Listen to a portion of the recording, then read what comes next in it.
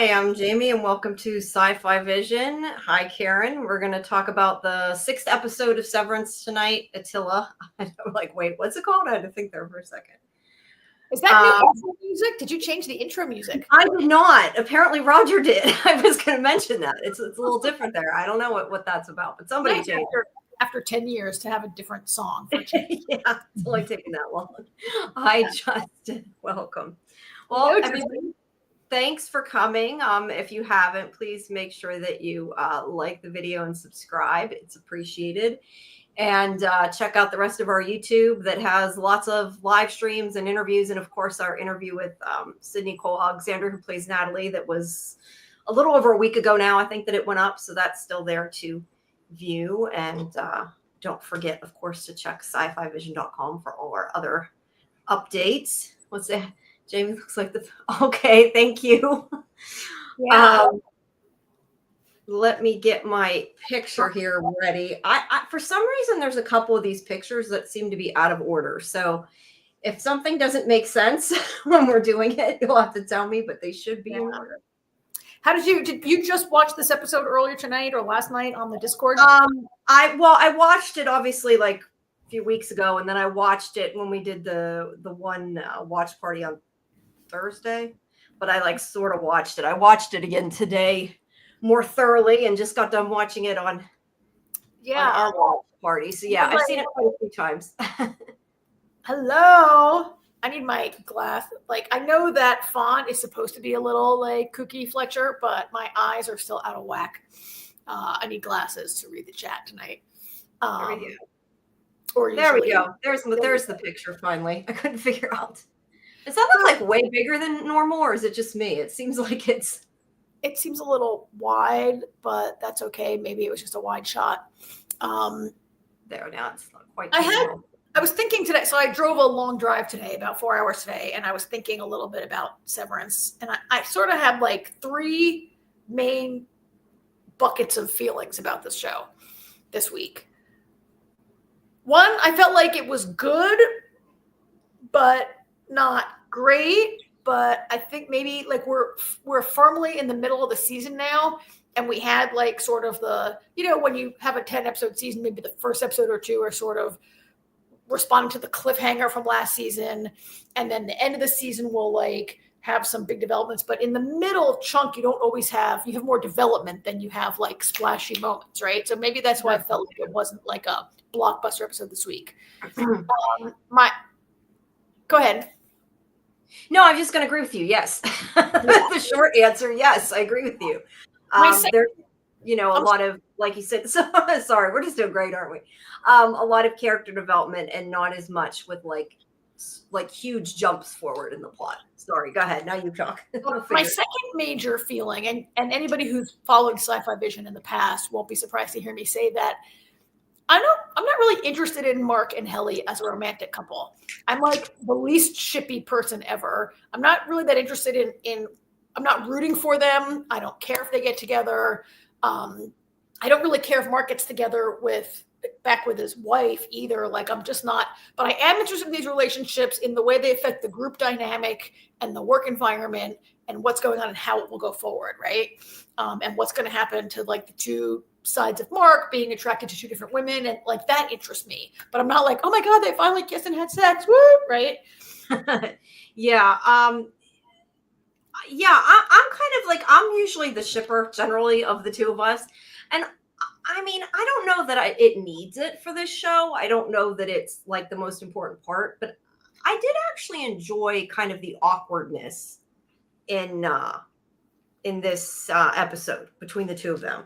So while I don't know that I think it's necessary, I enjoyed it. All right, we can talk about that a little more. And Justin's already got a few questions about it. And I'm just putting. There's actually a bunch of comments that we'll get to. So my second thing about that, my third major takeaway.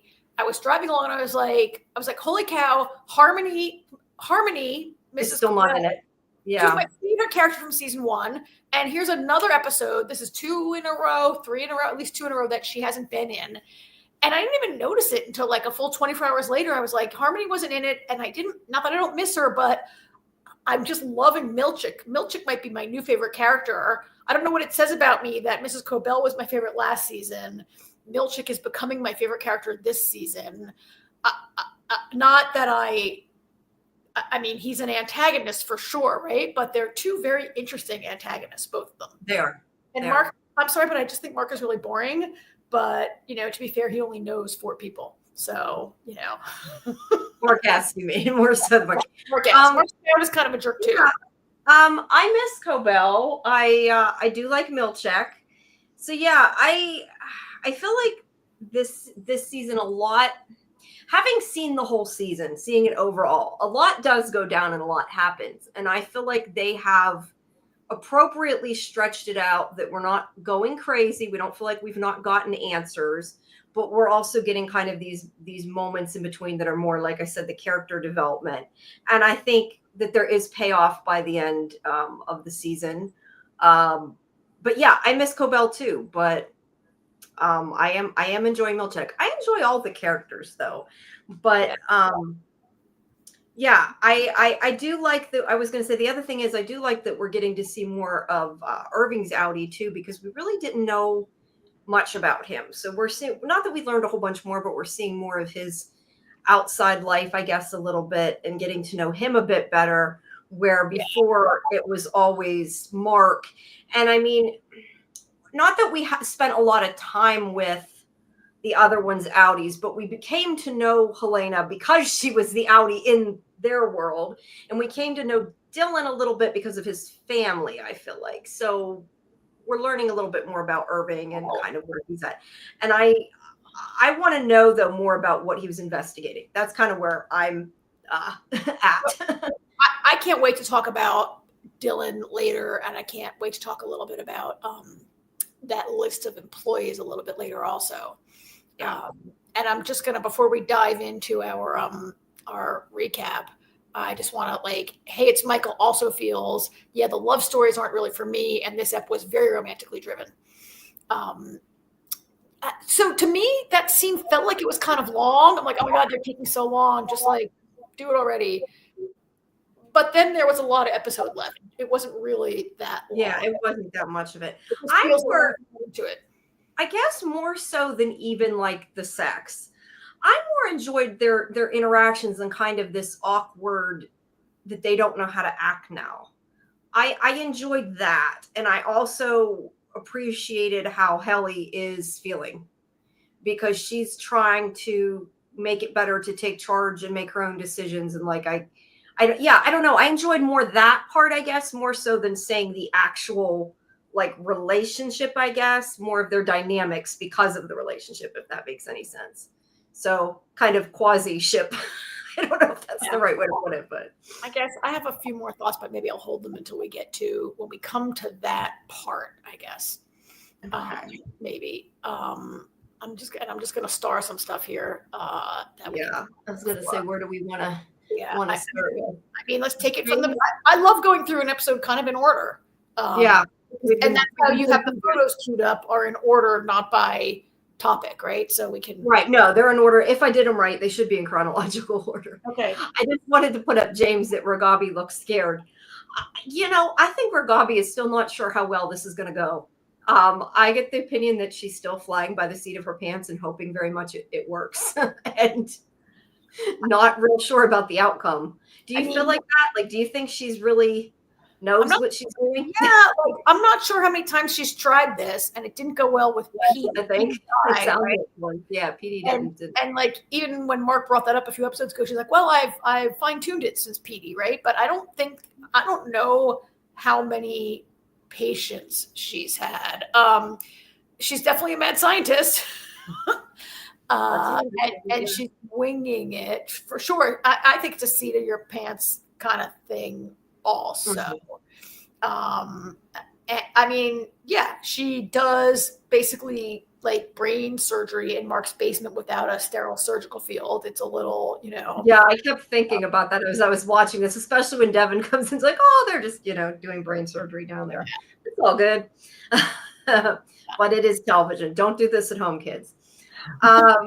let's see. Let's go to Michael's comment a second. Not because this isn't really for the episode, so we can hit on it a second, but kind of hoping for more mammalian content because he gave us new questions and left us in the dark. I think that the whole goat thing is very interesting, and I like that they've kind of, sprinkled it in, and hopefully we will get more of that by now. And also, Gwendolyn Christie, right? That's her name. Yeah. Is of course great, and it's always good to see more of her. So hopefully we'll get more of that. I mean, that's the only thing that makes me think it's not a red herring. Like, I was thinking the goat stuff is just a red herring and just like this weird lumen thing that was put in there to keep us off balance, but it's Gwendolyn Christie. And like, do you get her for basically a big cameo, or do you get her to come back a couple times in the season? I don't know. But she's the one thing that makes me think it wasn't just like a weird thing that's going like that would ever be explained. Like, whatever, it's interesting and I'm curious, but there are other things I need answered more than that. That's fair. Yeah. Right. But then it was Gwendolyn Christie, and I was like, oh, now they got like kind of a name actress. I would think that it would be hopefully more than a cameo, but I mean, you never know. It's not a huge part, so it's hard to tell, but we can hope we'll see more. Let's see. I'm looking to see if any of I don't think Justin's, the things he said are all about, I think later on. I don't think they come up yet. I was scanning. Yeah. I'll keep trying to what we're at, put them up. Otherwise, we'll wait till a little bit further down in our recap here. I'll keep an eye on it and cue them up when we. Yeah. All right. So he has been seeing some things, obviously, Mark. And she makes a point of saying that it's not just about waking up on a table, that it's human interaction, because he's kind of freaking out that he's been seeing Gemma and he just seen her. This was, I think, where the last episode left off, that he's seen her rattling off all the facts about Mark. And he makes a point of talking about the bargaining stage of grief, but that people will bargain that they'll do things to get the person they love back, change how they are, and that he might actually have a chance to have that happen, which is an interesting way to look at it. I hadn't really thought about it, but yeah, I mean, usually that doesn't happen. So he might, but he's kind of like, I guess, doesn't know how to reconcile the Gemma he's seeing now, because it's not the Gemma he knows. Well, because it's Miss Carey. It's not Gemma. Right? Yeah. Right. And Mark S obviously knew Miss Casey, but he does not. And I can understand that he's like really freaking out about this, but she's, trying to tell him, if we get you both on the outside, then she'll be. Well, it's kind of like, to Justin's question, like, what are Mark's feelings when he tells Ragabi about the vision? Why does he feel sad about Gemma not recognizing him? I was kind of, Mark Scout has not really expressed much curiosity about Mark S. Previously, except he's very interested in, like, Mark S has seen Gemma. He's like, he doesn't have an interest in his innie the way maybe Irving does, or I don't know. Like, as I watch this, I think about Helena telling Helly, you're not a person, how the Egans feel like they're not people. Mark, I don't, and we see. I don't know that he feels ill will against him, but he's not. You're right. He's not really interested. He just doesn't. Well, I think he doesn't really think of him as another like the way that Helena says to Helly, "You're not a person."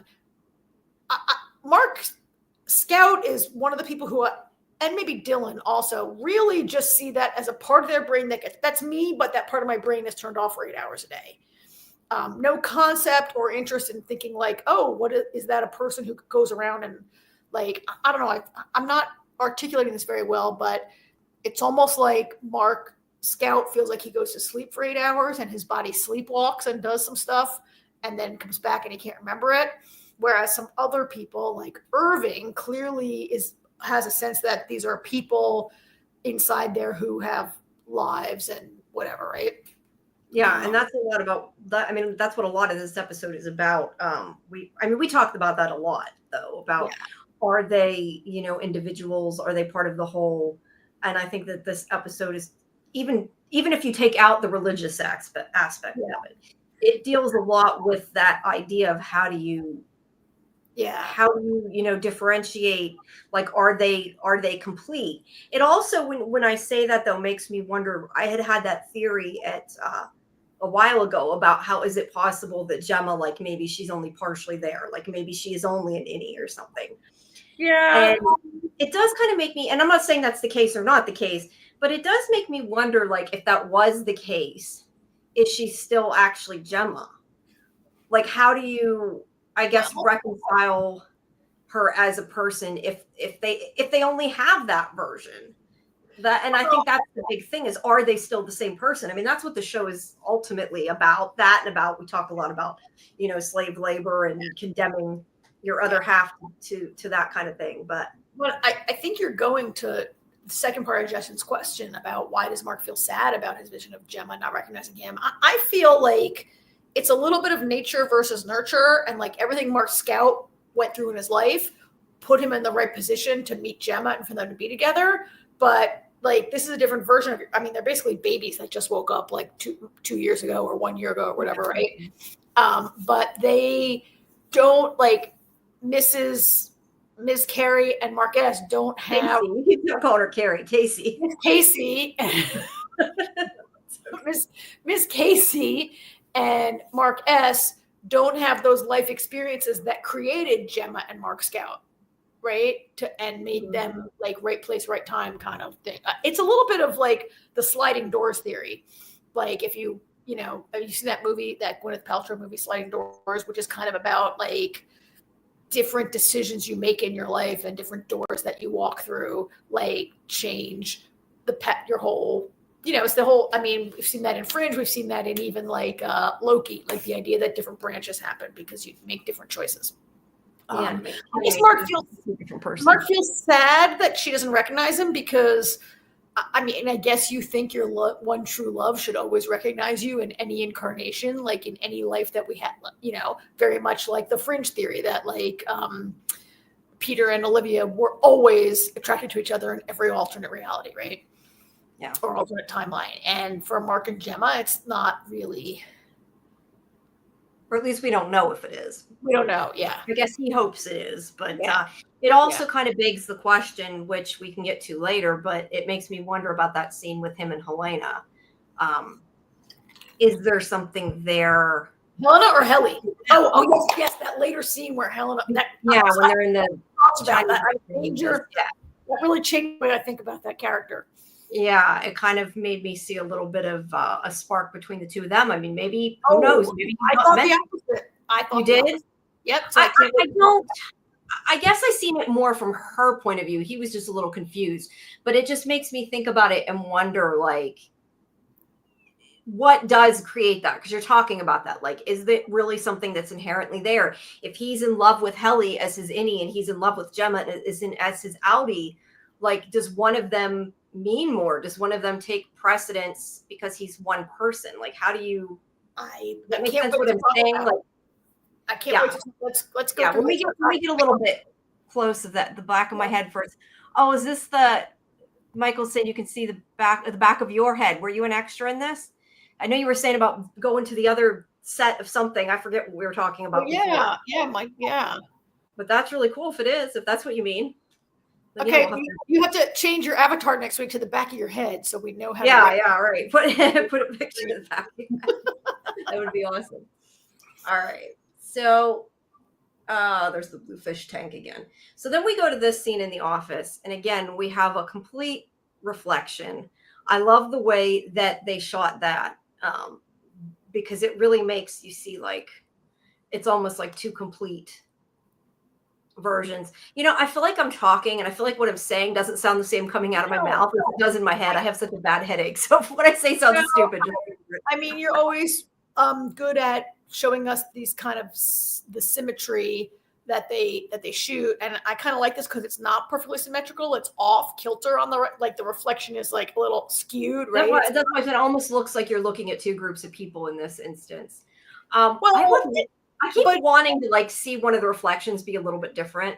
like that maybe they hid something in there. I keep hoping. Well, I think this one is a little different. I mean, we often see scenes that are perfectly symmetrical, and in this, on the right side, like those are not parallel. These lights are like no, they're not symmetrical. I'm just saying I think it would be so interesting, except it's not a scary movie, so you don't get it. But I keep like waiting for one of the reflections to be different and to like have meaning and not be like the actual reflection of the people be different, not the kind of like how this is done, that it's not a perfect reflection and it's off kilter, and it might be showing us how one set is going off the rails a little bit or off to the side a bit or something, or not. And I think also that it's not equal anymore. I mean, because they're, we're getting more of their innies in one episode, more the out, like, because they're kind of going, or Mark is anyway, going between the two worlds of it. I mean, if you think it ever was equal, which that's true. That's a good point. Maybe it wasn't. I guess more, it isn't equal in the sense that I feel like Mark is unbalanced. Mm-hmm. Like he's not, like I've said at the beginning of the season, some of his real world is bleeding into his innie world, and some of his innie world is bleeding into his outie world. But this is where Dylan tells them about the drawing, and that about the black hallway, the black elevator, and that's Helly says that's where they must be keeping Miss Casey, but he left the directions there, and Mark's like, why didn't you just take it? And he's like, oh, I don't want to get in trouble. And this is again where I just wish Dylan would quit being the Dylan he is now and go back to the Dylan he was. I like where Helly says something like, was it behind the poster of you actually being brave? Because she totally called him on it there. She did. I mean, Dylan was always sort of the guy that colored in the lines. He worked hard to earn perks. He was the last to come around to ask questions. But now they've got him with this, like, I mean, we see later in this episode, I feel like seeing Gretchen is sort of like, I mean, it's not a drug. He's not addicted, but it's definitely the highlight of it's something he can't resist or give up. Right. And it's something he prioritizes ahead of his team innie, right? He's prioritizing his time with Gretchen. We're going to talk about it, I assume, when we get to that point in the episode. It's getting creepy and weird, and it's a way that Lumen keeps him in line. I have a question though, and I'm not even sure if this is just the way I'm looking at it, because it's technically the same thing, but I feel like when it started out, it was completely 100% a bribe, right? It was like, we'll let you talk to your wife, we'll let you have these things, you can't tell anybody. Yeah. But at what point does it go from being, it's not the right wording, I don't want to say blackmail because that's not quite the way I mean, but it goes from being, we're giving you this perk from if you do what we want, to we're taking this away if you don't do what we want, because it's become something that he is like a part of him now. So I think as time goes on, it means more, I guess. And it's like less of just this fun thing he needs to do. I was kind of surprised they gave it to him so quickly, that they didn't start, like, here's a picture, here's one of your kids' names. Like, instead of giving him rolled it out really slow. They gave him this visit. He got a hug, the whole 9, right? And then they gave him another visit so quick. Like, I'm surprised. Like, couldn't you string a person along for like 3 or 4 months waiting for their next visit, right? Like, like there's a lot going on in this whole thing. But they definitely have him under control. Like, it's something that he liked so much that now he'll do anything to have it again. Maybe it's like getting that. I don't take heroin, but maybe it's like they say that first high off heroin, you're always chasing that high again, and right, you're always trying to get that back. And he's always, I can't believe I just had to say that I don't take heroin, but I don't. But that's what they say. I mean, I think yes, he doesn't want to get in trouble by being caught with the map because of this great perk, but I thought it was smart. I think it's very like Dylan to not want to get caught. I wouldn't want to I thought putting the map back, I would do it. Like, why carry that thing around and risk getting caught with it? Put it back where it came from. Tell the gang about it. Let them, where he disappointed with me. It's not a total bad idea that he put it back. I just miss that other side of Dylan, that risk-taking Dylan that cares more about his friends. Like, I want to see more of that again, regardless of whether it was a smart decision or not. I just kind of miss him. It was disappointing when he wouldn't go back to fetch it again, and Helly had to go do it herself. But also, I don't know that I disagree with him prioritizing this like window into a normal life. Like I maybe kind of get it. I wish he would tell those guys about it. Yeah, maybe then it would feel less. I think they would understand. It's not mean, but yeah, I feel like maybe it would be more fair if he would just tell them. It's not like they're going to turn around and tell Milchek he told them. I mean, right now I get if he doesn't trust Helly because of the whole Helena thing, but he could tell Mark, and I think Mark would understand. I don't know. I just miss that other version of Dylan that we don't get to see as much lately, ever since this happened. I get it. I just would like to see more of it. And as for Helly's just kind of like willing to do anything now. She's so pissed. She'll do she'll do whatever. Well, like she has nothing to lose. Dylan's the only one of them who has something to lose. Mark maybe has a different attitude, but Helly has been treated like shit by her outie like multiple times. And what is Helly?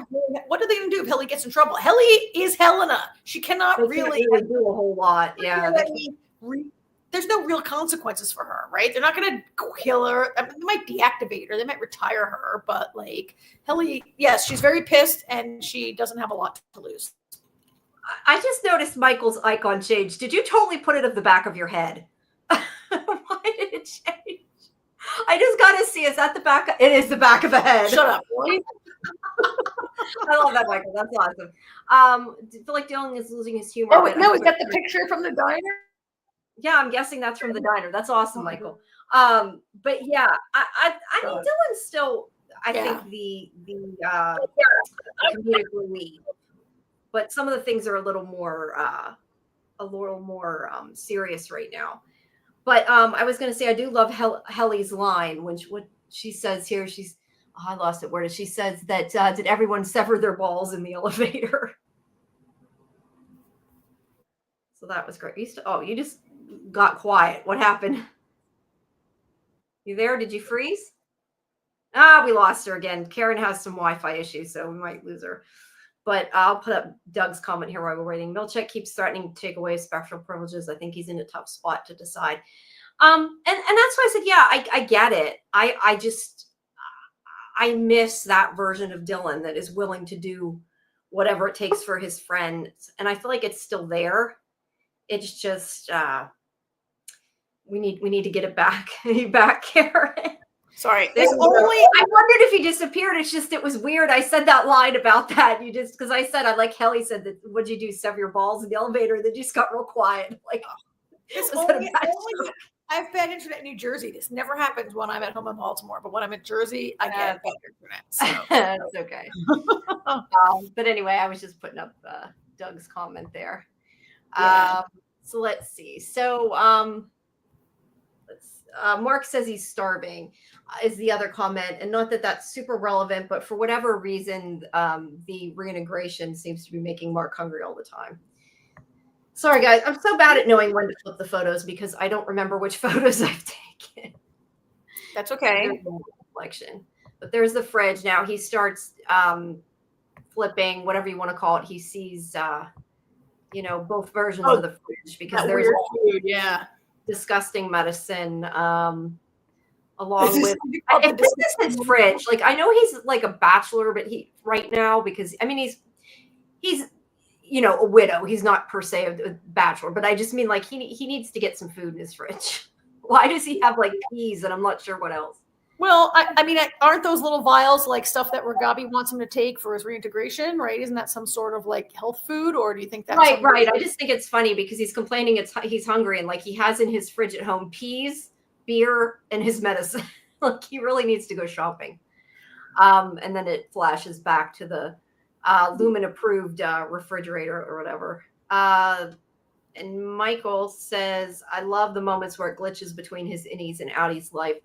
Yeah, I do too. I wish though that there was a bit like I want to hear the writers talk a little bit about this because I know last week we had a lot of conversation from David, who thinks that through some of it, like he never turned back.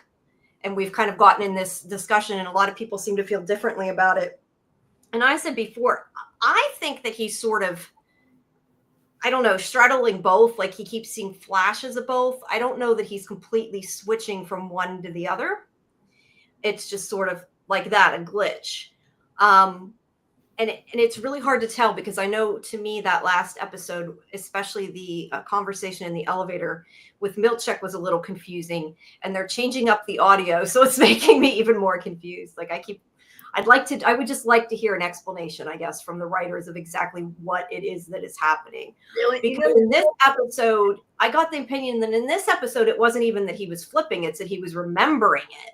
So then I was even more like, okay, now I don't even know. Yeah, I mean, I feel like he's gaining the memories of both sides. And when Ragavi says to him, "Where were you just now?"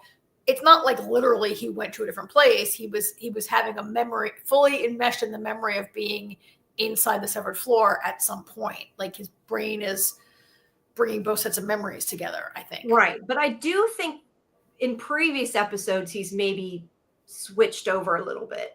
I think that was what the audio cue was about. But since they're not doing it now, I'm not entirely sure. And that's where I just would really like to talk to. I mean, I'm kind of interested to see, like, so yes, the two sets of memories might be, what a terrible picture of him. The two sets of memories are like, he's going to eventually have both sets of memories. I'm looking forward to seeing like the person, like I kind of right now assume like, would the Mark Scout personality take over, only because that's a person who's like, I don't know, 45, however old he is, right? Like has a lifetime's worth of personality formation, whereas Mark Scout is an immature. Mark S is like an immature personality with limited experience, right? And like, what does that look like? Not just the two sets of memories, but and if memories make the person, like, what does that look like when he?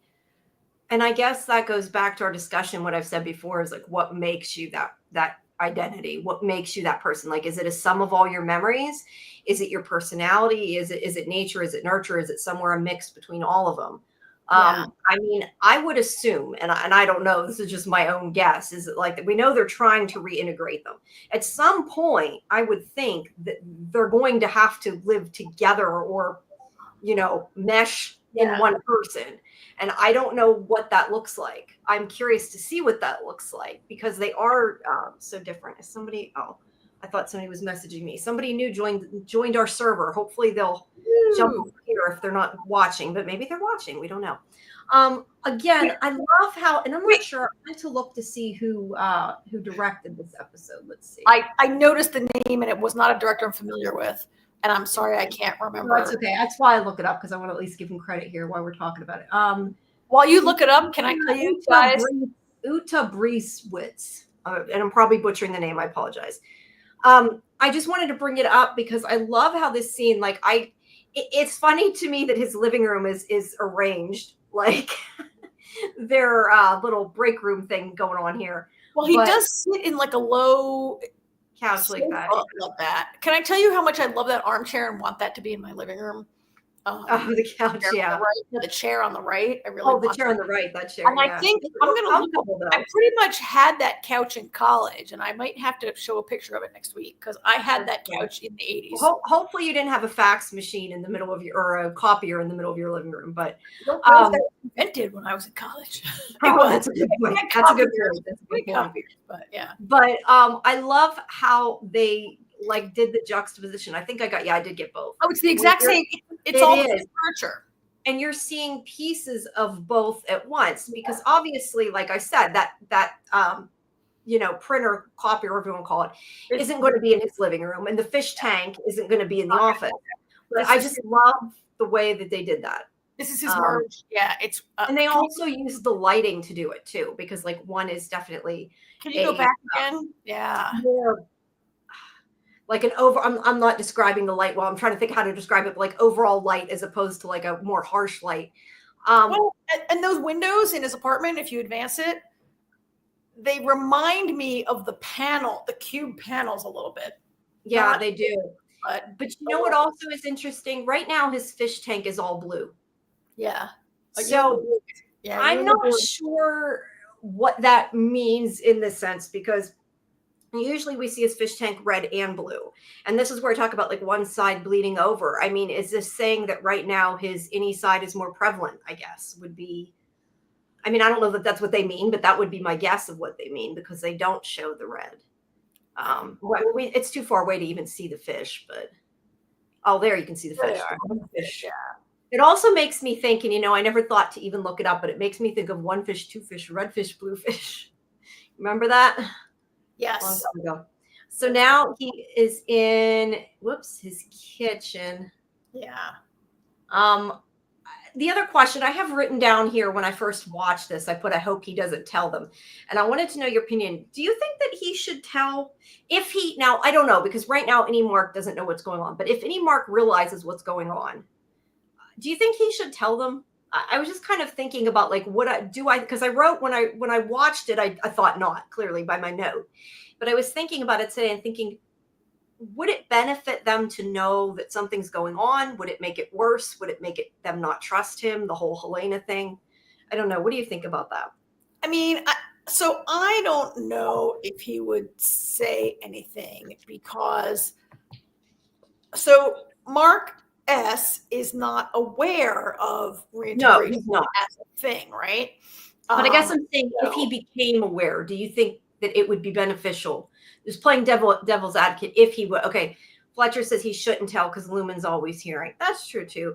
That's the thing too, is we find out that all the things they've been hiding and they thought were secret, we find out because of Helena, they know. So they even keep secrets? Yeah. I don't know. It just got me thinking today. I just was kind of like wondering if that's a good thing or a bad thing. What's happening? I think Mark S would pretty quickly pick up on it. I mean, of course you would, right? You're like, I think any of them might be able to, maybe not immediately be like, what was that? I must have been my Audi's brain or whatever. But eventually, I mean, you either think you're insane or you eventually come to, and for Mark S, these would be hallucinations or visions of things he's never seen before. Like Mark Scout has seen an office before. Has Mark Scout? Yeah. I guess it would depend if he's remembering the flashes he has. Well, Mark Scout knows that he's intending to try to capture that. Right. Mark S is naive, right? Yeah, and clearly Mark Scout remembers what he sees from Mark S's existence because he saw Gemma. But that's what I'm saying. Like, does Mark S remember what he sees of the Audi world? I'm assuming he does, but it's not really clear. Like, maybe we're seeing Mark Scout's version of it. I don't know. It's not clear. When Mark S had sex with Helly, he saw Gemma, and he knows that Miss Casey is his Audi's wife, so he must. That would be a big, like, oh, I'm seeing part of his life kind of thing. Like, I think he'll figure. I would think that he would. I agree that he shouldn't tell and he wouldn't tell, but I think he'll tell Helly, and I think that's a danger because Helly is like, Mark trusts her probably more than he should. Yeah, like Dylan doesn't trust her, and Irving obviously didn't trust her, and I think Mark S is inclined to trust Helly, and he obviously can't tell them apart. And I don't think he could tell them apart if it happened again. Yeah. And maybe part of it, maybe it's a little bit of a Love is Blind kind of thing. Yeah. And Fletcher says that they have a mole in the group because Jill and G with his any wife. We don't know, though, if he's really telling Gretchen things. I mean, he could be. But, I mean, I don't think so far we've seen him tell or anything. And we don't know if Gretchen's a spy. Yeah, we do. This is very true. We don't. I mean, I have some ideas about that, but we'll get to that. Yeah. Whoops. I'm clicking on the wrong thing. I was going to say, if there's any things you want to put up, please feel free to put them up. Yeah, because I think we're still sort of behind on the. Okay, let's see. Oh, there. See, even that, like just the lighting, like the way they did that. I love that. And then we see Helly in that environment, which is pretty cool. But okay, so now milkshake. Let's see. Oh man. I lost where was that? Okay, so sorry, when that moves, it's because I'm moving my windows around so I can see my text. Miss Sign comes in to see Milchek, and this is when he says he had his performance review. And she kind of, I don't know if her smile was genuine or she does know what happened. I've kind of gone back and forth, but I do think she is the one that turned him in about the way he talks. I really think that's been strongly implied. It's never said, but yeah. But he basically is like, I can stop you from graduating. He sort of is not very nice to her in this episode. I mean, it could be her, but she's only been there a couple weeks. So here's the thing. I think it's mentioned in last week's episode that it's his quarterly review or even his monthly review. I was surprised at at my job, I have an annual review, right? Yeah. And I think that's common in most corporations. I forget it. And maybe somebody in the chat will recall, or you will, Jamie, if it was quarterly or it might even be his 1 month review that he was having. Yeah, I thought it and was if it's quarterly. only, I don't remember for sure. But so wait. So I feel like if it's 1 month, then who does he work with except who's going to be in his have feedback except Miss Huang, right? But if it was his quarterly review, then maybe Mrs. Cobell had previously provided some feedback, or maybe Drummond or other people have a say in his review. It could be other people, but I took it that this review was after Cobell left because this is supposed to be his review of this new position. I think it's a 1 month review, maybe. I don't know. I thought it meant 3 months, but I honestly don't. But we've never seen him really interact with anybody except Natalie. I mean, now that Cobell is gone, Cobell was his boss. Drummond and Helena. Natalie but Helena's not maybe a person that would the chairman, she's not going to be not going to be part of his review process, right? It has to be Miss Huang. You're right. It has to be Miss Huang who I have to wonder though if it's more of they want us to, and I don't know, but maybe they want us to think that because she's younger, would she have a problem with it? Because she doesn't seem like she has a problem understanding when he uses these big words. I mean, she seems to get it. So I don't know. Maybe she wants his job. Maybe she's just. Oh, she absolutely wants his job. She absolutely wants his job. When Justin asks what's revealed about her role in the office, how does being in a fellowship affect her position in the company? I mean, a fellowship who explains why she's so young. She's a student. But I feel like there's that bit. Is it in this scene or later? It's in this scene maybe where Milchick says, I'm going to I have to go do something. You can watch the Severance floor while I'm away. And she takes a step towards his desk and he says, she's excited he's going to let her. And he's like, you can go in your own room. He says, you can sit in your own desk. And then she's looks really disappointed. And I just felt that moment of ambition where she felt like she was going to sit she's definitely out for his job. I think. But I also think he did that to be mean because he was mad at her whether she is the one that turned him in, I don't know. But I think that's why he did that. Do you think Cobell would ever have let Milchick sit at her desk? Or she'd be watch it from your own desk? I don't think. That's the point. My boss has never been I'm going to be out sick. Can you sit at my desk while I'm out? When my boss says, goes on vacations, can you be acting director of the department for a week? Yeah. Now I don't go to a desk anymore. I sit in my living room now, but I used to go to an office, and no one ever said, "Feel free to sit in my desk while I." No, you're not wrong. You're not word. Now, granted, at Lumen, the desk and the office are very impersonal. In most normal workplaces, you got a picture of your kids and some plants, and you have a bunch of food and an extra pair of shoes in your desk and stuff like that, right? And this is not that environment, but right, it's a less personal space. But I mean.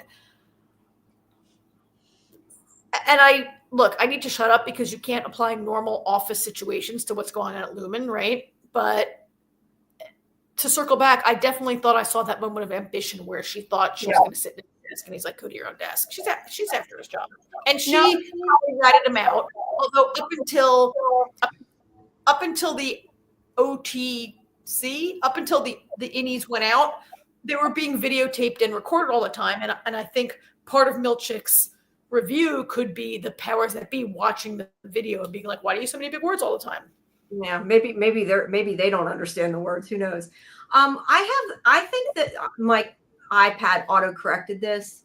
I could be wrong, but I have where he says she can't graduate the fellowship until he deems her. I have wintertime material. I think it was winter something else. I don't think it was wintertime. I think that was auto-corrected, but I don't remember what it was. Because I was going to ask, is that the fellowship that Cobell had? Because I don't know, but I wonder if she's got the same because you know how Cobell went to that school before, like they've had like little bits about where she went to school and stuff before. Girls' school for something, and I don't for the life of me remember what it was. Maybe the people in the chat do. Yeah, I just wondered if maybe she's kind of got the same thing going on. The chat seems to agree. Fletcher feels like it was her, and Milchick gets it. Michael feels like, yeah, Milchick was throwing so much shade at her. She's been here since he got the promotion that he's been evaluated on. So the evaluation is that she's been there for the entire period of his evaluation, I guess. And then he purposely used big words, sent a message to her. It does make sense for a kid to tell her boss that her boss uses big and fancy words. You know what? It's an interesting criticism, because everyone in like Keir world, Egan world, does speak in an overly formal, with obscure words. That's the funny thing, is like they're yelling at him, but all of them do it, really. I mean, all of them speak formally. He uses big words, so I guess it's not quite the same thing. But I don't, unless I missed something, I don't feel that using big words was a criticism that people don't understand. I feel like using big words sometimes is sort of a way of trying to be more important or pretend you're smarter, like not to be like that people literally don't understand him, but they're like, God, why are you so bombastic? Why are you showing off? You know how your friends, like you'll say something to your friends like SAT word, like using your SAT, like why, like that he's showing off, right? Because he says this will mean using your time well and focusing on your own duties and eradicating I have it in the third person, but eradicating from your essence of childish folly or something like that. He said, sometimes when I'm typing this, I turn it into the third person. He said, she said, and then I can't get the quote to go back in my head. But he said, eradicating the essence of childish folly. That was what the line was. This is an environment where we saw Helena's father call her fetid moppet, which we interpreted as spoiled brat. But they're not big words, but they're unusual words. Like when's the last time I said the word fetid out loud, or the one I said the word moppet because I'm not from England, right? Yeah. Like this way of speaking. It's funny that he was criticized, because I think they were just looking for a criticism, right? Yeah, no, I agree. I think they would have found something if it wasn't that. I just want to mention why we're here. We got the little Keir statue thing going on. Before I forget, it made me think of it because we're here. We're in the process of scheduling it. I can't remember if I mentioned on the show or just in Discord, but the man who plays Keir, Mark Geller, he's going to come on our show. So you guys need to be thinking of questions to ask. I know probably a lot are going to be more questions about Keir. He maybe can't answer, but hopefully we'll get some good questions for him. But we'll be scheduling that soon. So Jamie, he's going to join us live, right? He's willing to take questions. So yes, we got to schedule a day, but I believe so. And like I said, I think that we're also getting the actress that plays Devin as well, but that will not be live. That will be a regular interview, but it's still good. I'm excited to talk to these people, and I've heard back from some other people. So yeah, hopefully we'll have more announcements soon, but I'm always tentative about announcing things ahead of time, but he has agreed to come. So we just got to schedule with him. And so people need to stay tuned for that. So the Keir plaque is there, but Hates Michael points out that Milchick has faced his computer away from him. It's facing Miss Wang. I wonder if it still has Ms. Cobell's name. And he just can't stand looking at it anymore, so he turned it around, maybe. I wouldn't be surprised. Yeah. That's hilarious. Yeah, I wouldn't be surprised. Okay, Fletcher says, has it been a month? Didn't Milchick tell Mark it's been 5 months? I don't know that what Milchick told Mark, we can believe any of it. So I don't know that necessarily... he did say that it's been so many months. I forget at this point how many he said, but I'm not sure. Golden Child says maybe big words means up-to-date hip words compared to the old Keir way of speaking. Maybe, but I feel like Milchick sort of still speaks in the more formal language with adding the He does, and yet that's interesting. Like, do you think it's an effort for him? Because, like, is he overdoing it because he's not like because he's trying too hard? Like, this is the guy that we see in like the cool. Karen froze again. Ooh. I assume maybe she was going to say in the cool leather jacket. I guess we'll have to find out when she comes back. Oh, you're kind of there. I can hear you. I can't see you. You're going in and out. I think you're going to have to disconnect and come back. Yeah, we'll wait for her to come back. She'll probably figure that out and disconnect. But yes, Doc, Milchek definitely lies. So it's hard to tell if anything that he says coming over his mouth is Karen's reintegrated. Yep. That must be why. No, that's funny. Yeah, she's just having Wi-Fi problems, but she'll get back, I'm sure. We have, okay, so that was kind of the same thing. Before we get on to the next scene, and while I'm waiting for Karen, I did want to ask you guys, I know I had been, the hell did that link go? I was like, I'm missing my link. Hold on one second. I know I was talking to Golden Child about it was it yesterday? My days are so mixed up. I'm trying so hard to get so many things done. I'm getting confused. I'm curious if any of you watched that Apple video that was out, if you ever found anything of note in it, because I did finally watch more of it, and it did just seem to be the same scenes repeating to really cool music. So I'm curious if you guys watched it, if you found anything in that video. And if you don't know what I'm talking about, it's on YouTube under the official Apple channel. I forget exactly what it's called, but it's music to work by, basically. Yeah, the music. Okay, see, Michael knows what I'm talking about. I was going to see, I don't know. Probably by the time I find the video, Karen will be back. So, but it's on the official channel. You guys can find it. I just was curious if you guys had found anything in it. I mean, it was cool, but I don't know that there was any secrets or anything. There you go, Karen. Now you're a canary. Hello. Yeah, maybe I'll keep my video off to conserve my. Yeah, see if it helps. That's fine. I was just working up a brand new thing that just came to my head that maybe Milchek is using like overly big words because he's trying too hard.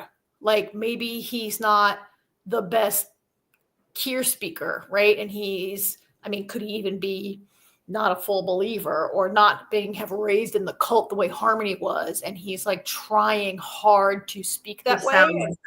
That makes sense. And overdoing it maybe. Yeah. Yeah, I got reintegrated. I'm sorry. Yeah, but maybe he's working too hard at it. You know how some people like speak in a certain way to try to act like a little more than they are to fit in. Yeah, no, that does make sense. I hadn't really thought about it that way. That's definitely a possibility. But maybe using the big words as a way of him speaking like them, but like kind of rebelling against it. Maybe there's also that possibility, which would be completely the opposite, but I could see also being the case. I did find the video. I was just, because I was mentioning it while you weren't here. It was called Music to Refine by was what it was. And I'm going to sneeze. I constantly feel like I'm going to sneeze and I haven't yet. I was mentioning to them, there's a video that's hours long that Apple put out that is with music by Odessa, which I don't know. People were saying there was going to be something hidden in it. I think it's just scenes that repeat. Some of them were filmed. Other ones looked like they were filmed specifically for that clip. And it's kind of neat and it's cool music, but I'm just curious if anybody found anything hidden in it. I didn't, but I only watched it so long before I finally turned it off because I didn't have enough time to devote to it. Yeah, but that's cool. Now back to our regularly scheduled discussion. Sorry. Okay. All right. So they go in the bathroom stall to talk. I don't know if maybe they think that they have more privacy in the bathroom. I don't know. I thought it was kind of cute they're hanging out in there, but a lot of places. Well, Mark went in there and she followed him. They didn't go there to find privacy. No, you're right. I'm going by my pictures, but you're right. Yeah. She did follow him in there. I forgot that she did. Oh, by the way, I went to my friend's house. My friend bought this old house that needs a ton of renovation. Mm-hmm. And her bathroom has the exact same tile in her bathroom, like that exact color. Wow. That's hilarious. Yeah. Was that the what she fixed it to, or what she's changing? No. They're gonna rip that out. Okay, I wondered. I was gonna say, I don't know if that's new. I'm not sure about, but anyway. So they talk in the stall, and she says that Milchick's trying to intimidate them and divide us, and that they want them not to work together, because if they do, it could be bad for them. And this is where he says we shared vessels. and I wanted to ask, I was curious, I was trying to think, because that was such an antiquated, do you think that means something? That I mean, in this show, so many things we pull apart are there hidden meanings. I just wondered if there was if that meant something or had a double meaning, because that was such an odd thing to say. But they talk so strange sometimes. Not so much the innies, though. Usually the other people talk strange. So I don't know. It's just an odd way to say it. It surprised me because the innies don't speak in Kier speak. They speak like average people. And to say like we shared vessels is it just seemed like kind of a strange way to, such an old-fashioned euphemism and so weird. And I could see him stumbling around and not being like, we had sex or whatever. But like somebody already said last week, did you tell her that you fucked her outie? Like it's already out there, right? And like he didn't say something like a 12-year-old is like, we did it, right? Or we shared vessels. Like what the hell? Even Helly was like, what? What the hell? Like what are you talking about? Right? The only thing I can say about that, and I thought of, and I don't know if it was for that reason, and just kind of like a play on words, though. I mean, if you sharing a vessel, I mean, isn't that essentially what the innies and outies are doing? They're sharing one body. So to me, I don't know if it was in reference to Severed or not, but that's what it makes me think of when he said it. I mean, to me, it felt like this, or just nervous kind of old-fashioned, sexist kind of thing where women's bodies are referred to as a vessel that will carry a child, right? I mean, going back to I think maybe even the Bible refers to women that way, that your body is a vessel. It was a weird thing. Justin has popped in the chat a bunch of questions about this scene. I was kind of surprised at Helly's reactions here. Go for it. Well, I was kind of expecting her to be more angry at him for not knowing it wasn't her.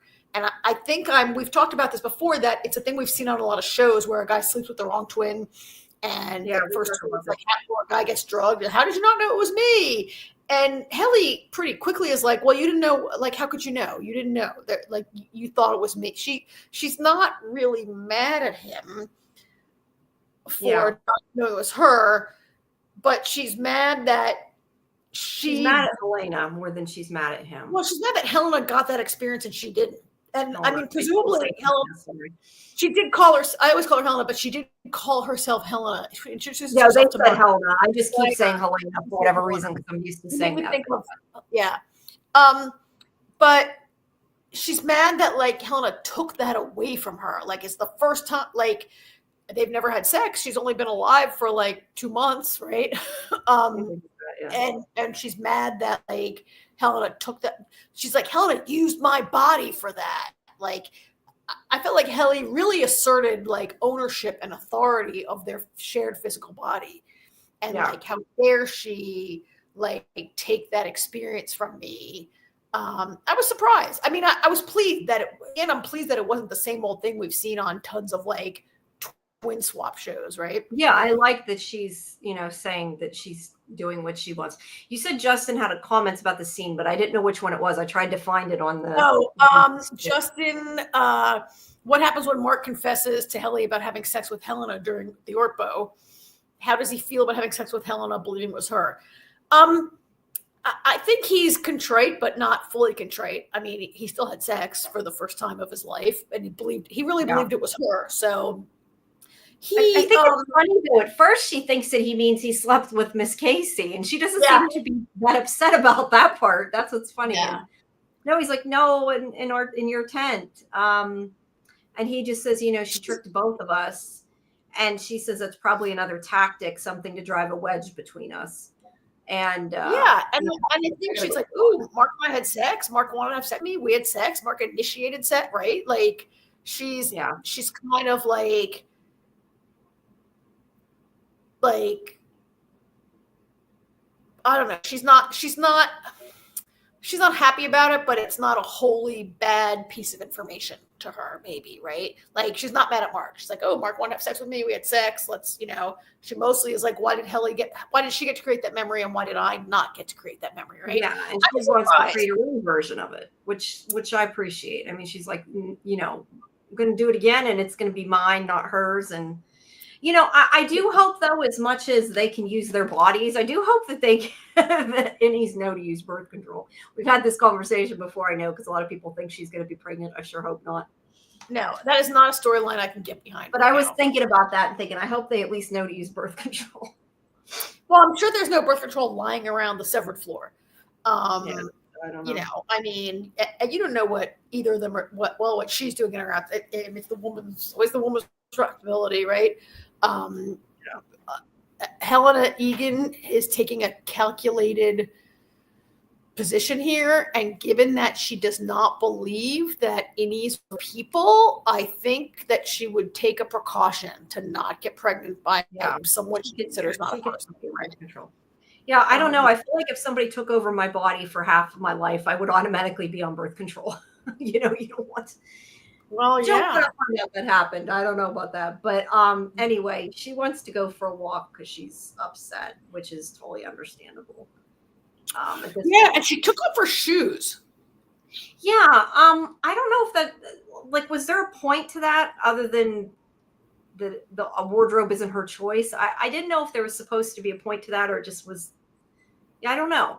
Well, I mean, she always wears those. I like those shoes. She wears them all. She only has the one pair of shoes that I guess she keeps in her locker and puts on every time she comes down there. And she took them off and walked all around and right there it is. Maybe asserting dominance. I can do whatever I want. I don't know if there's anything beyond that, but yes, losing part of the uniform, part of the armor. I mean, those shoes actually look pretty comfortable, right? They're not stiletto heels. They're compared to other shoes. Yeah. Yeah. Nice chunky heel. But she takes them off. I mean, I don't know. Maybe it's like a bit of a vulnerability there, or I don't know. I mean, I liked it. Yeah. I will say, I don't know that if there was a point or not, but if your heels hurt and you take them off, you'll never get them back on again. But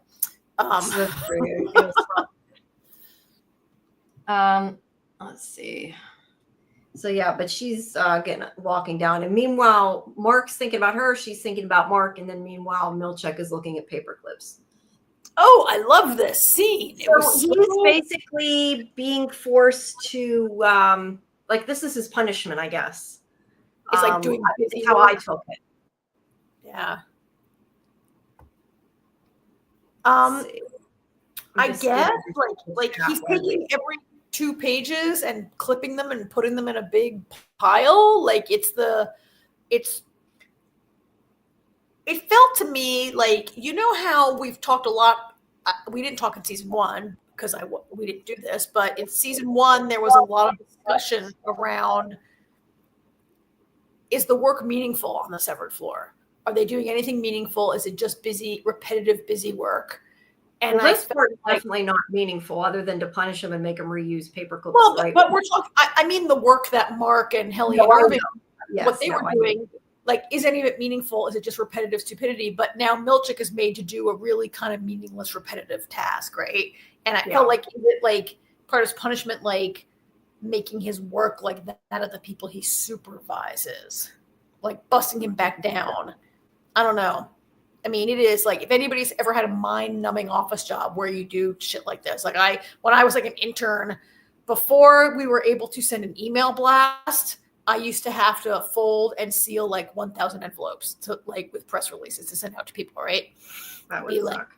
like, we had a folding machine, but fold all these, put them in here, seal them all, label it, right? That like he's doing that kind of mind-numbing kind of work. Yeah, And I was going to say we had a copy machine that stapled and whatever it's called, colligated everything for you, so you didn't have to do that. Well, yeah, he's doing all of this, and also solo. Like if I had to fold and seal 1,000 envelopes, like all the interns would sit around and chat. He's being forced to do this kind of repetitious work by himself, which do it the way they wanted. Leaves you alone with your thoughts, maybe, right? Yeah. Because I definitely, I mean, don't you? I guess it's not 100%. I was going to say it's his punishment, but not necessarily. I mean, do you think that they told him he has to do this, or do you think that he's doing it to correct his behavior himself? I'm assuming that he was told to do it. I don't know, because this is followed by the scene in the mirror, right? Yeah. Let's see. Which I felt, I mean, look at that stack. Look how long that would take you. Like how long would that stack? It must be after that it comes up, but yes, that's a lot of paper. That's like, so a ream of paper that you buy in the store is 500 pieces of paper. This is like 1,000 pieces of paper probably, right? On each stack or more, 1,500 on stack, right? Yeah, probably. It's a lot. It's like an annoying amount of, I wouldn't think you give it to yourself to do, but I don't know. With the way these people are, it's kind of hard to tell. They're weird, but Jamie, symmetry, 2 stacks of paper, putting them together over and over again, meld like 2 things becoming one clip together. I'm getting crazy. But I had automatically assumed it was a punishment. He was being forced to do this, but I don't know. The more I think about it, I wonder, is it? Or is this Milchek, like I said, is it kind of like correcting his behavior? I don't know. I don't have an answer. But that's what he's doing. Now, meanwhile, Dylan. Dylan and Gretchen. Oh no. This was one of the best scenes of the episode, I thought. Yeah. She's saying that he does a lot of different things, like that he had scuba lessons. He went through a lot of phases, woodworking, and he's like, my Audi is diverse. And his reasoning is maybe he's trying to find something he excels at. But she thinks that maybe he just isn't happy. And poor Dylan, he's like, how could he not be happy? I'm happy. I'm here with you. Just what's he say? Talking about our offspring or something like that, and staring at you. Our offspring. Yeah. Want to hear about our offspring and stare at your face. Sorry, that was weird. Yeah. He wants to be together all the time, and then he asks for a hug.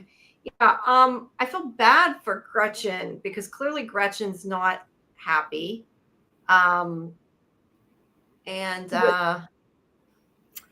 So, yeah, I'm going to put Justin's has a guiding question here, and we're going to take other comments that people have made. But like, what is the nature of Gretchen's visit to Dylan? How does he express emotions during their meeting?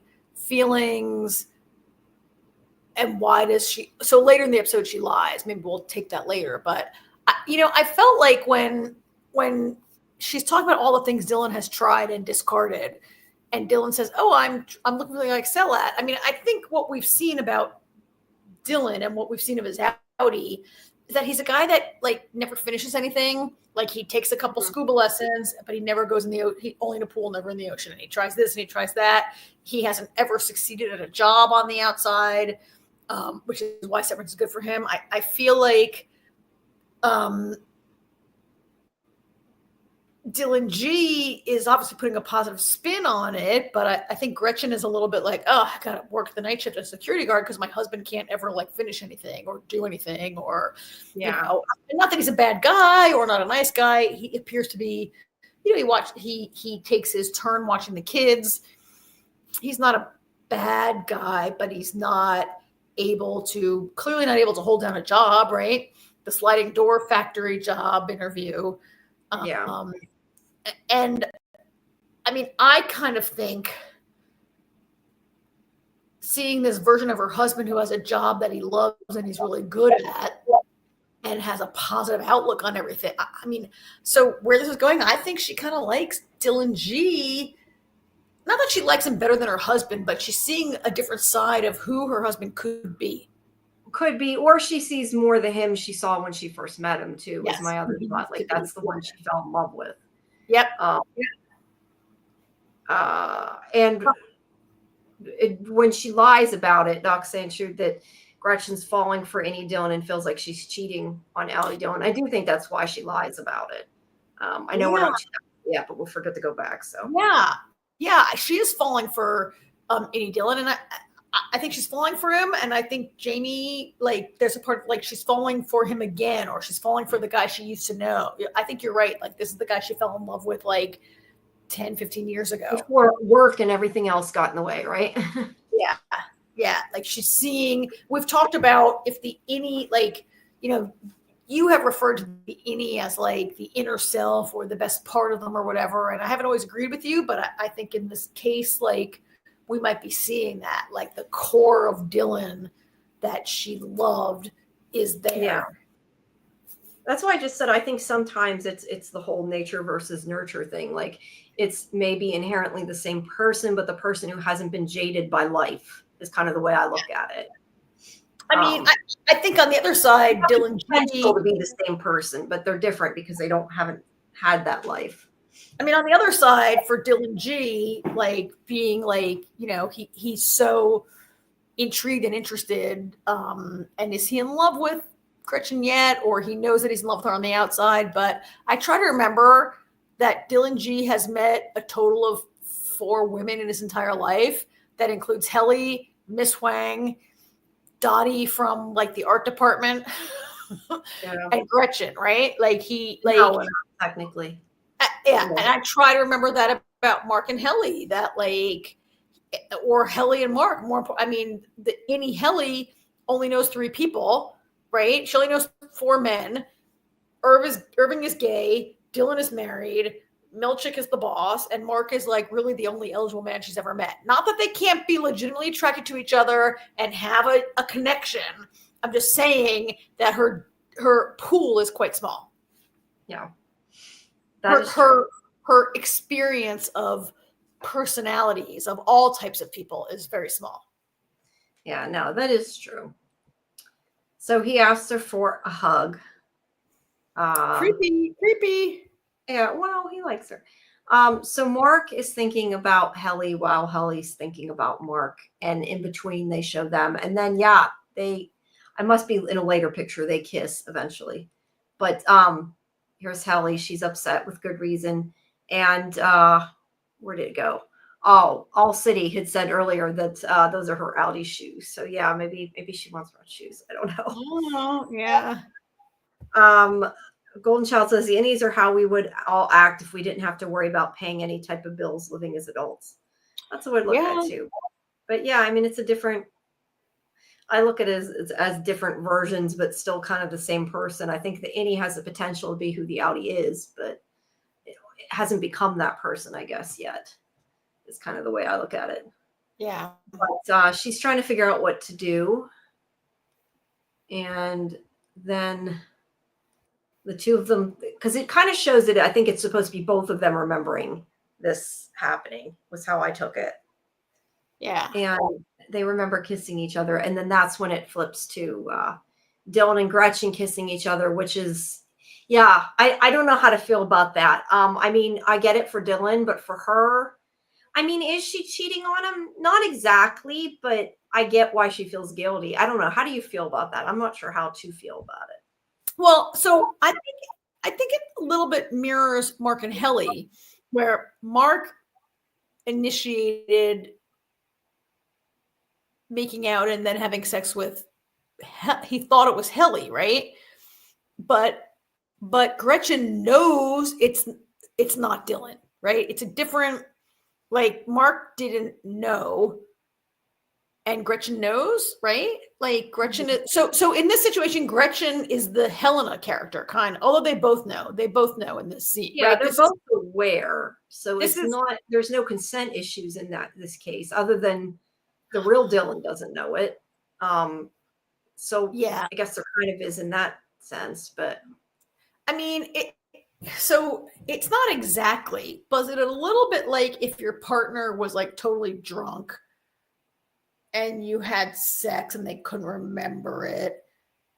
I don't know. I'm taking consent a little too far, but there's the part where Dylan, he expresses passing interest. How was the meeting? How did it go? What was it like? He's not super interested because it probably never occurred to him that his wife would be like making out with the innie version, right? Yeah.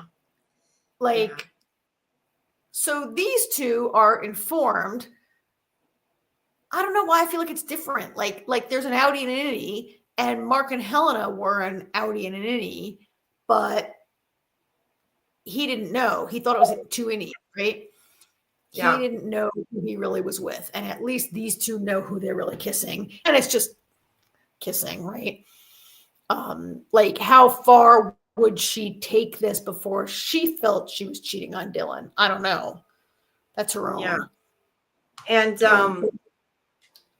Golden Child is asking, I'm assuming by SA he means sexual assault. If I'm wrong, you'll have to correct me.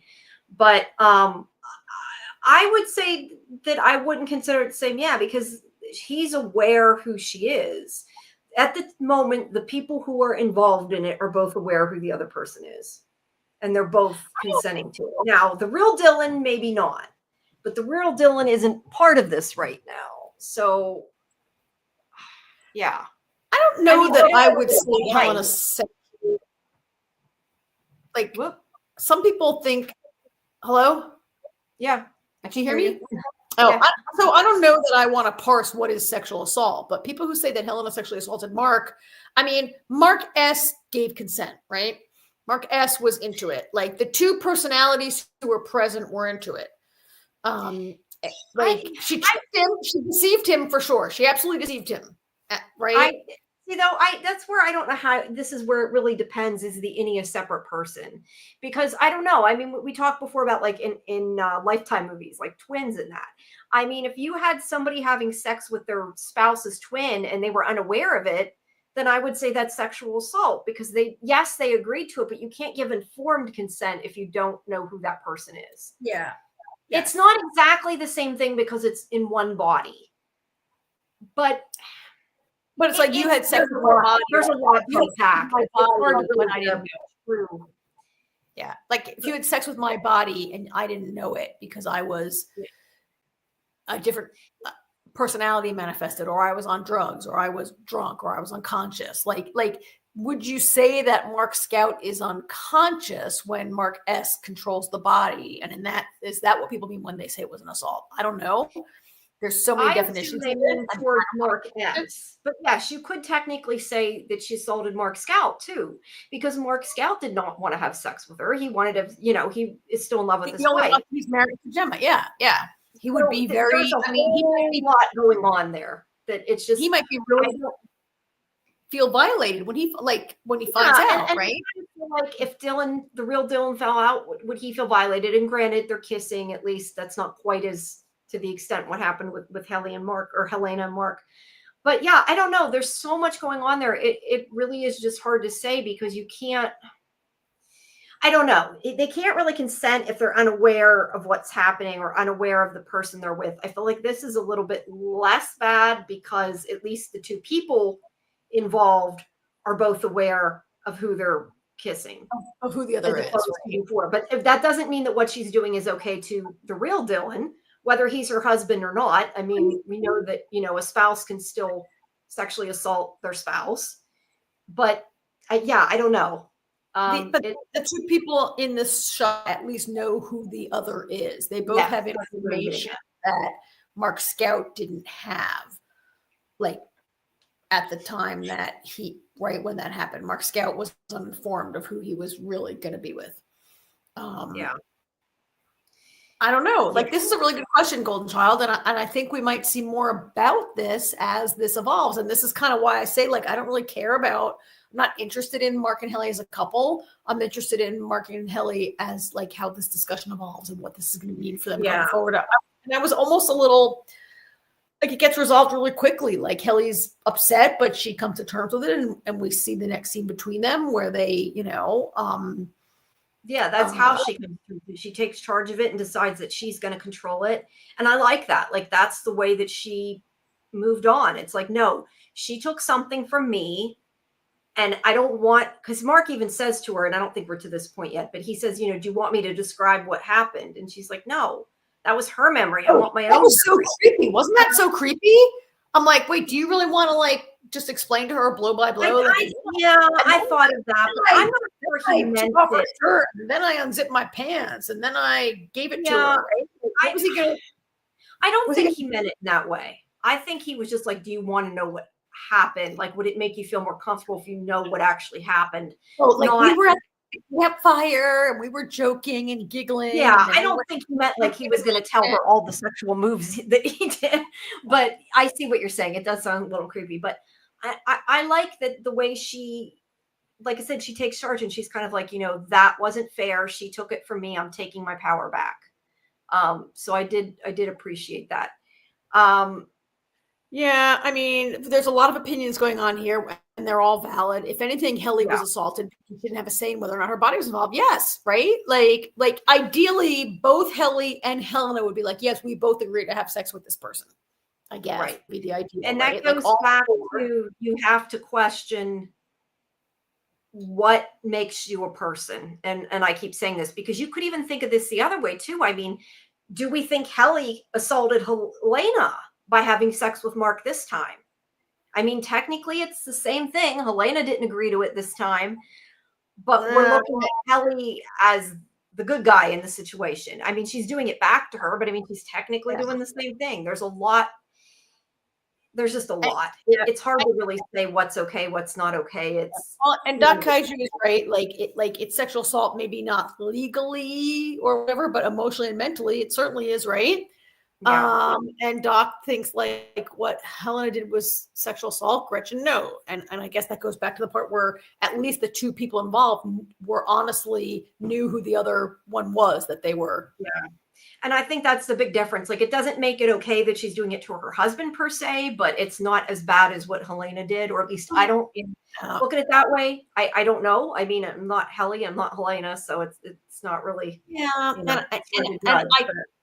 I do kind of think that there was a level of,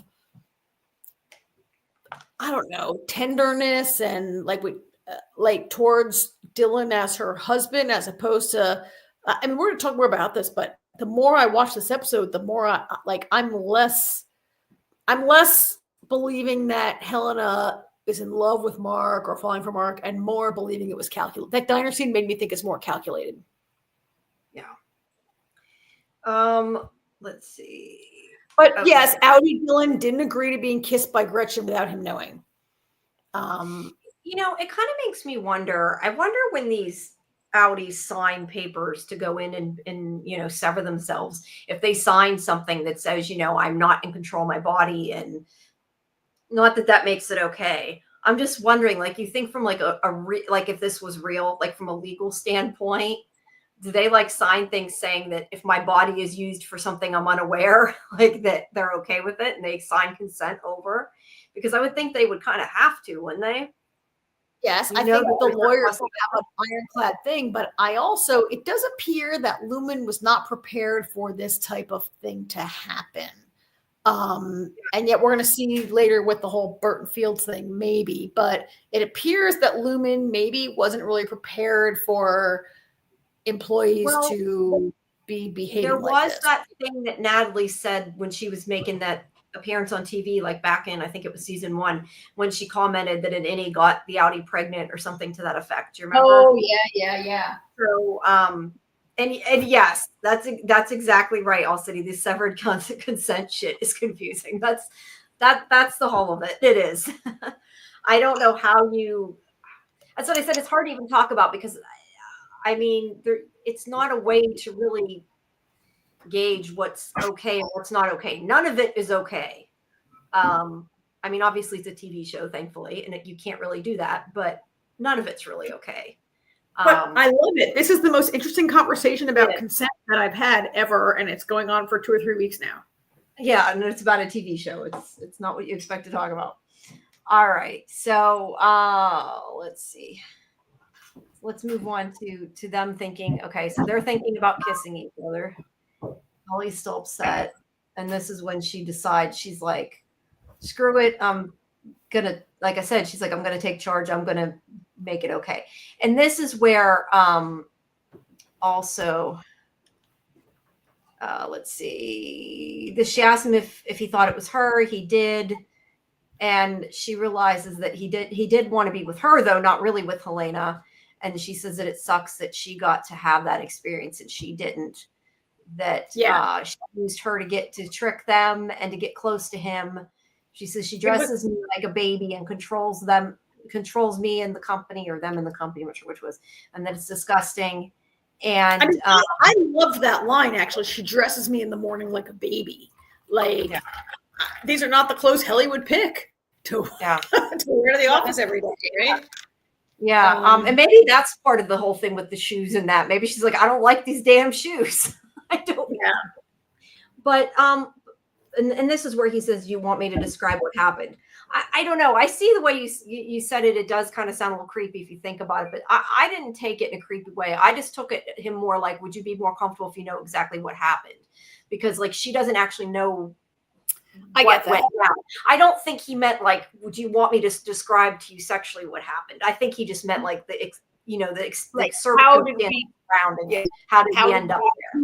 Like, how did we, like, because they've been really dancing around each other for a while, right? They only had that one kiss in the elevator. How did you come to suddenly be? And she has no memory of like being in a tent, being in the snow, drinking hot chocolate at a campfire, like, you know. Yeah. So how did we get from point A to point B? But this is where like she's like, no, I want my own memory. And that's really answering Justin's question. What is her reasoning for initiating sex with Mark? Because she wants her own memory. She's taking control. Yeah. Also, she's like, wait, I'm attracted to this guy, and I had sex with. Wait, what? I had sex with him, but I didn't have sex with him. Like she missed it. Unfair. Yeah. And I really like that. That's the way that she took charge of it. She's not being upset. She's not like that. Like she's dealing with it in a more healthy way. I mean, I don't know, going to have sex is a healthy way, but you know what I mean? Like she's not upset over it. She's taking charge of her life. She's making it. So she's making the choice. She's taking the choice away from Helena in this instance. It's like definitely, it's kind of a mature way for a person who just really came into existence a month ago or 2 months ago. And it's a very, like she chooses empowerment. Right? Yeah. She's like, no, I'm going to empower myself to do this. Yeah. And she's making the choice. I like what Michael said, though. I hadn't really thought of that. Maybe it's the first time she ever took her shoes off, and he might be right in a weird way. It actually came through. Like she's probably wearing around heels, miserable. And you know, why would they have a reason at the office to take their shoes off? Wow. Michael, I love it. Yeah. Interesting. Yeah. So she's just kind of like, you dress me, you put me in these stupid ass shoes, and I ain't wearing them right now. So wow, I'm gonna be comfortable. Like, and Doc says Helly's strong. Yeah, she's becoming herself and making the choice. Let's see.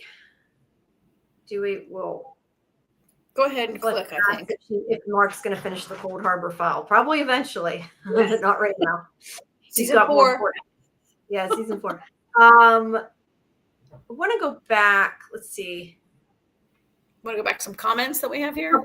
Yeah, we skipped a couple things. I meant to get to Fletcher's comment before. I know we're not on this part of it, but we did skip it. I wanted to talk about that. Or is she like Miss Casey? I tend to think that Miss Wang is a full person.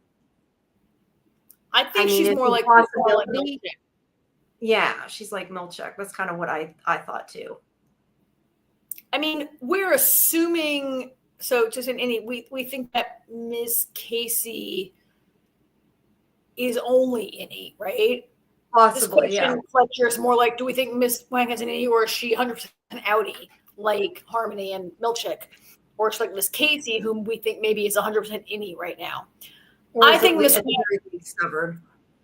or severed in some way, right? I think Miss Swang is not severed. I feel like the management track are non-severed people. And that's why maybe Helly, I don't see how you could have that management role and be severed. Like you have to be able to have the Audi perspective on the company strategy, maybe.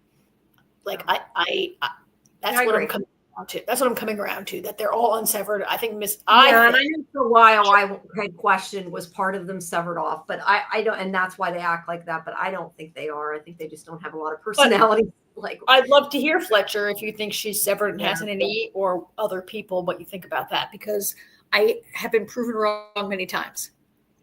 Yeah. Let's see. I'm just scanning through some. Oh yeah, it's pronounced Wang, right? It's spelled Huang, but it's pronounced Wong. Yeah, it looks like Wang, but it's Miss Wong. I think you're right. They say it Wong on the show, right? Yeah. I'm saying. I was gonna say. I think I said Wong. Or at least I thought I said Wong. Thank you for making me say that name right, or rather correctly. Okay, wait. This was from before. James, do we know the timeline? It doesn't seem like it's linear. I think we discussed this before, that at one point Mark's license does say 2020. So we're assuming that it's present, or at least close to present. At least 2020, yeah.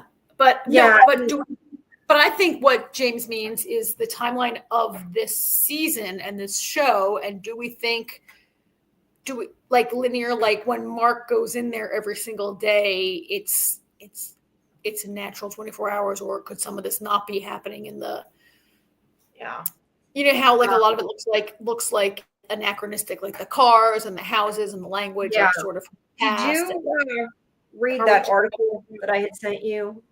I read it, and I tried to I read it, and I don't want to read too much into it, if that makes sense. Yeah, I don't know if I buy it. For the gist of it, for anybody who didn't, it's sort of, the writers had sort of said that like they are on, I guess, like an alternate timeline where things develop different, the technology and that. I don't think that's how I read that, Jamie. It was an article about the cars, right? So if you guys read, Jamie, the background was about why do the cars all look old, was really where that conversation started in the article you sent me, right? Mm-hmm.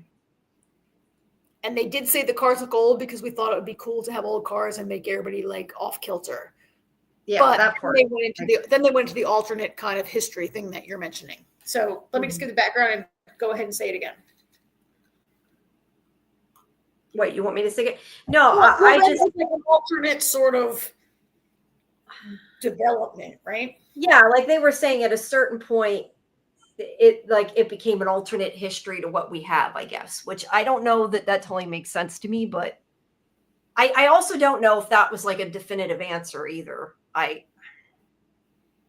there I agree with you. They kind of said like Keir Town, if we're going to call it that, Keir County, was so isolated that its technology developed a little bit differently than the rest of the world, maybe. And I'm like, what do you mean, like Mennonites? Because they ride bikes and they don't drive cars, right? Like, but we also know they have cell phones, so some of it doesn't make 100% sense. Yeah, like the Keirverse, like people in the Keirverse had a different. But I think, Jamie, I like the way you read that it's not definitive, that they were like, maybe this. They didn't say definitely this.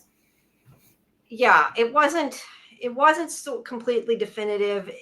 I felt like it was kind of, they were trying to give, and maybe I just read it that way, but like they were trying to give an explanation, not necessarily the explanation. But I think the main explanation is we thought it looked cool, and like maybe it's because of this. Like it wasn't super, like they wanted people to feel uncomfortable and out of time and a little weird about it, and that's why they got all those old cars. Fletcher, for sure, maybe they don't know yet. We've watched plenty of shows where they were making it up as they went along, or they knew the end but not how they were going to get to the end, right? Yeah. But maybe Lumen has control over all products, so there wouldn't be competing car companies trying to make better products. Yeah. Like it's a company town, like old-timey company towns where the railroad owned everything and you had to buy your clothes and your food at the railroad store. Yeah. kind of thing. There's so much great stuff going on here. All City is severed. Please be a guest on our show and tell us about that. Yeah, we want to know about your ending. Fletcher thinks Miss Wong is a product Lumen made like Miss Casey. That would be great. That would be cool. Or maybe she's an orphan who was indoctrinated. Also possible. Yeah. Totally possible. Everything is possible with this craziness. Very true. Very true. So back to this, she's like, saying she wants to take charge, as I said. Catch up on some of they're like kind of sneaking out a bit. I like this like awkwardness. I don't know. I just thought these scenes were cute. Like just kind of, they don't know. It reminded me a little bit of, it was a little bit like, how teenagers are like, let's do it for the first time. And they schedule a time and find a place and it's not very sexy, but they're like, let's do it now. It felt, so I shouldn't say teenagers, but people who, again, I feel like they're kind of immature or inexperienced people because they only live in the severed floor. Mm-hmm. And this is their first time. Yeah, and I mean, he had sex, but it still is kind of his first time because it's his first time with Helly. It's not, he's realized. And it's only his second time in life. Yeah, it's not. Yeah. Now, I have to find the sexiest room imaginable. Yeah. I have to question if, again, does the purple have a purpose? I don't know, but do you feel that's purple? I thought this is all gray. I thought this was the same as The Office that they showed at the beginning of the season. It looks kind of pinky purple there. I don't know. All right, maybe your TV. It's not green. It looked what? My TV just all looked gray, but I do see a little purple there on the right. Now that you say that, but maybe it looks kind of pinky purple to me. So he's like, "We'll make a tent." That was cute. It was cute. Although I would think they would want to make a different experience, but that's okay. But they crawl. I was like, can't you find a room with a couch? You're gonna have sex on that hard floor. Yeah. Well, I think he was trying to. That's why I said I think like he's kind of trying to recreate it, and I almost feel like wouldn't you have wanted it to be something different that was your own experience? But hey, no shade. Yeah. So they crawl under the deck, and it's like this was a good place. Yeah. Yeah, I think it was cute. And sex. And it was a little sexy. And then there was like a little weird moment for Mark. Yeah, it was different. And then they show the empty office because Dylan is with Gretchen and Irving obviously isn't there anymore. So the office is empty. And again, I mean, do they not notice the office is empty? I question like if they're actually being as secretive as they seem to think they are. Or is it they aren't paying attention? I don't know. To be fair, Milchick is doing his paper clips. So, I mean, I really think that they have to be being watched, right? I think they're being watched. I just don't believe that Lumen is not. And like, do you remember at the end of some point in the last episode where Milchick says, "Oh, did you tell her that you had sex with a rowdy?" What? Like, and I was kind of like, well, how does he know that? Because like we saw the 4 tents there. Milchick and Miss Wong were staying. Maybe their tents were not right. Like we only saw 4 tents. We didn't see 6 tents. And no, but it could also just have been Helena told them too. Helena.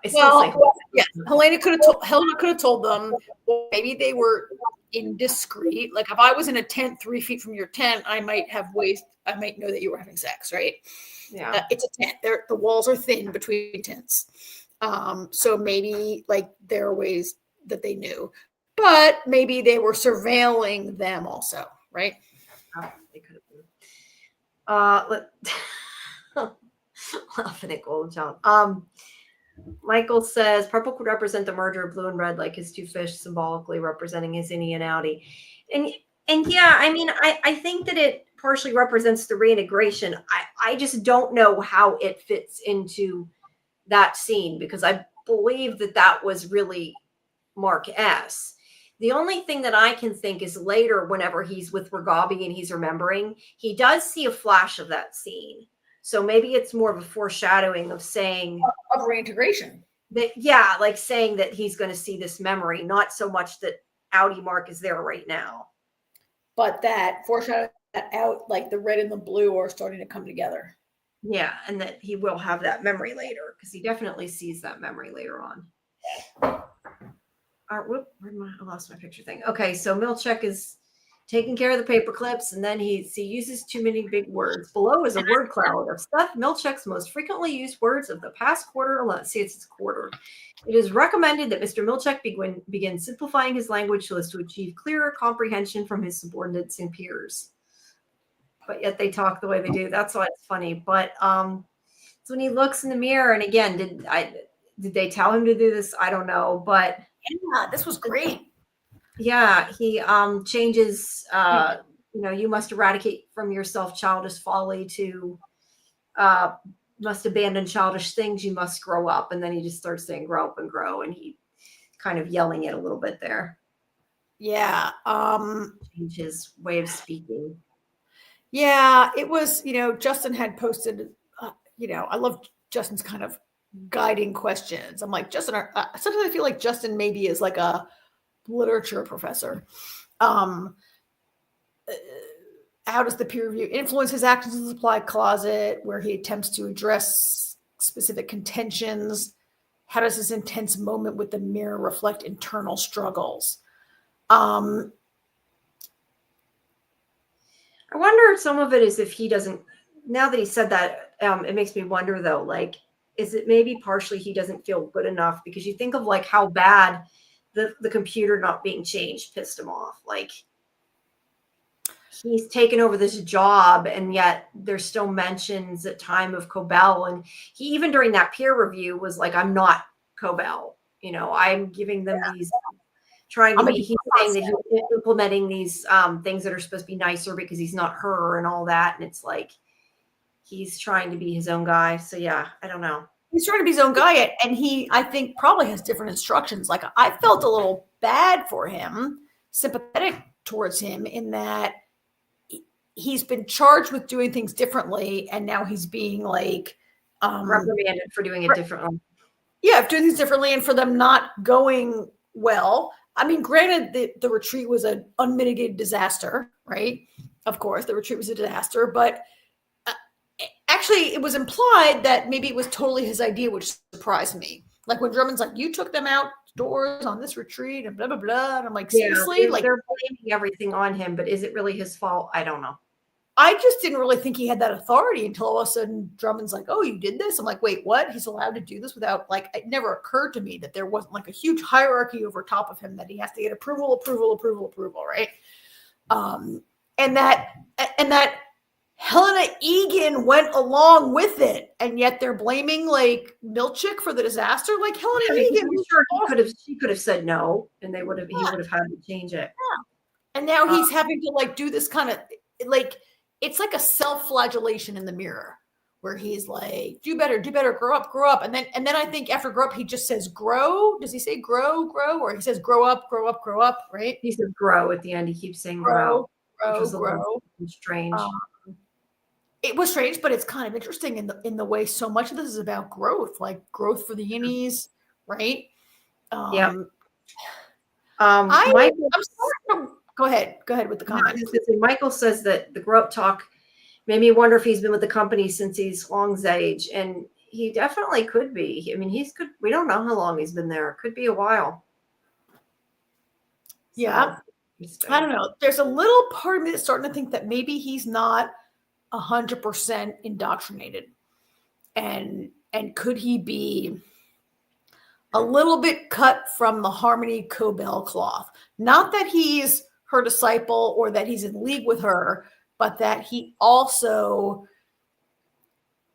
is just not 100% cult mentality. That he's got a little bit of a. I think that she believed in Kier, but she wasn't 100% Lumen. In agreement with Lumen. I think he's not 100% in agreement with Lumen in that way. I've said before, I wonder that if eventually he's going to side with the innies, but I don't know. Yes. I just feel like he could be an ally down the road, but that's like It's way possible. down the road. It's funny you said like you think like Harmony's 100% Kier but not 100% Lumen. It might be the opposite. Like I feel like maybe Milchick is 100% Lumen but not 100% Kier. And when they gave him that weird ass racist painting 2 episodes ago, then I felt like he definitely wasn't like 100% Kier. Yeah, right. Like, right. But I'm saying I don't think he's 100% Lumen right now. I think like he's losing that that belief that Lumen knows what they're doing, which I think they're treating him like right. And I think that he had in common with Cobell because I think she kind of went off on her own and did what she wanted. And I think he's being pushed to that point, maybe. Yeah. Yeah. So, I mean, I loved him in the scene. I got to say that. So that actor's name is escaping me right now. Did he say it right? I gotta look him up. I hate when I can't remember an actor's name. No, I know. Tramel Tillman. Tramel Tillman. He's so good, right? I love him. More and more, I love him. And this was so intense. And like, this is an actor not having any, like when they do a solo scene like this and not this intensity and only having no acting partner, right? It's incredible. He was so good. It is, yeah. No, yeah, I agree. Oh, I lost my picture thingy here. Okay. Get your clicker. Yep. So they've had sex and they're all like happy and satisfied. Yeah. What's it? Okay. So yeah, they're just kind of still a little kind of like nervous, flirty, like you said, happy, kind of like, yeah, we just did that. Weird, awkward. After you have sex for the first time, you're so awkward and cute afterwards. And I was going to say, put up what Michael said about he feels dedicated to work, but not to his leaders. That's a good way to put it. Oh, I love that. Yeah, that's a good way to put it. So Mark stops and kisses her, and then he sees she has blood on her face here, and he thinks she's bleeding, and then realizes he is. Now, I'm assuming this is from the reintegration. So they come back to the office, and Miss Wang starts talking to him about his nosebleed, asking if he has a deviated septum, like he has any clue what that is. And he goes, I don't know what he does say. I don't know what that is. It kind of surprised me that he said that. Yeah, that's why we talk about what common knowledge do they have and do they not have, unless maybe there is some evaluating Mark here and he thinks he should say that. I don't know. But she does say, would you like me to put petroleum jelly in your nose for you? No, thank you. That's what he said. Yeah, right? And he's like, wait, what? Like, you would want that? Now, what is with this? I'm a little, this I thought was an odd shot. I don't know if this was preceded by Miss Wong asking if she punched him, and she's like, not today. But I just thought his nose started bleeding before they got in there, and that Helly had tried to help him with his bloody nose, and that her hand got a little bloody. I don't know if the point is to show the blood on her hand, if it's to show her manicure. I'm not sure what that's about. I think it's to show she has blood on her hand, which is what was confusing me. I mean, it's clearly because they were kissing, unless it's just because they're not telling her, because she asked what they were doing. And maybe she wiped her own face, because she says like, oh, maybe she was trying to not show that she had blood on her face, because she, like, he says, you're bleeding. She says, no, you are. If Miss Wong saw that they both had blood, she'd know they were kissing. So maybe that's to show that Helly like just hiding it. I guess it just was an odd way to film it there, I guess, to me. I guess, but yeah. She takes his blood pressure and everything. That was so weird that she was blood pressure, right? She's like or whatever. And we do have a question here. Oh, that's the beginning of the blood or the end of the blood there? That's the end of it. This is when he starts, I think, flipping here in a second. Why does she say he's fine, even though she checks on him after the nosebleed? I mean, I think it's just somebody saying, "Oh, I'm fine," and he also doesn't want her to know they were kissing. I mean, I think that, like I said, I think that he's fine. Miss Wong is a sneaky sneak, right? That's also why she's checking out. I mean, a couple of reasons. She's sneaky, but also like she's in charge of the floor and she doesn't want anything maybe bad to happen. Would that be the simplest explanation? Yeah, The that's fair. more sinister is that she can't be trusted and she's like trying to. It was weird that she had this full sort of like, let me get the, okay, like even nosebleed. She's like, let me take your blood pressure. Let me do this. Deviate septum, blah, blah, blah. She seemed to have a lot of like, she's like 17 and she's got all this like, it was a little weird, right? But it's Lumen, so who knows? Yeah, I don't know. It was a little weird. I say Real Therapy says Miss Huang was playing doctor. She was. Yeah, I don't know. I also think she was trying to figure out what was going on. Like, I think she knew there was more to it and that they weren't being 100% open with what was going on. Because she does ask, well, what were you doing when this happened? And they clearly don't want to tell her. But he starts at this point. Okay, wait, there's the blood pressure. This is where he starts flipping back again. Now, this is where I said I think it's a little different and it makes it a little confusing that in this part, when he's kind of going back and forth, he isn't literally like in both places. He's remembering what happened at the office because she says something like it's a memory, a recent one, a crossover memory. You'll fill gaps in time until it all comes back together. And he asks when that's going to happen. And then she says that they need to speed up the process. Yeah. And I think there's a picture of his little chip thing. Oh, his chip, yeah. Yeah. And he's like, is that safe? And she's like, oh, you could hemorrhage. She's like, well, yeah. And he's like, me bleeding to death. And she's like, not necessarily. We'll just flood the chip through the hole in your head, which he has to cut and make. Let's see. Wait. Why is Mark's reaction to suggestion of flaying the chip? Why does he leave after rejecting his suggestion of flaying the chip? What leads him to decide to eat after his session? I mean, whoa. So there's a lot of questions in there. He freaks out and he's like, stop, because she's going to flood the chip in his head. Yeah, I think he just is afraid it could kill him. I don't think there's really a whole lot to that scene other than he doesn't completely trust her it's going to work. And he's hungry, but that, like she said, is a symptom of the reintegration. He gets hungry all the time because they did mention him twice being hungry. So, well, and you pointed out earlier that he has no food in his house. So if he's hungry, maybe that's why he's hungry. If he's hungry, he has to leave. Food. If he's hungry, he has to leave. I mean, it's convenient that he's like, I got to get out of here. I got to get out of here. I'm going to go eat. Is he hungry? Does he just want to get out? Is it both? He goes to the Chinese restaurant, right? Yeah. But first I'm not sure what leads him to eat. Could he just be hungry? Could he just want to get out of there? Could it be both? I don't know. It could. But I think he leaves because he's like, what the hell? What? I can't, right? Like, this is not a good idea. Yeah. Maybe he's sort of thinking, okay, she wants to do brain surgery in my basement. Probably not the smartest idea. Oh, wait, I didn't mean to put that up there. Yeah, we're not do that. Yeah, we got to first do their scene here. Oh my God, I love this. I loved every part of this. Yeah. Let's see.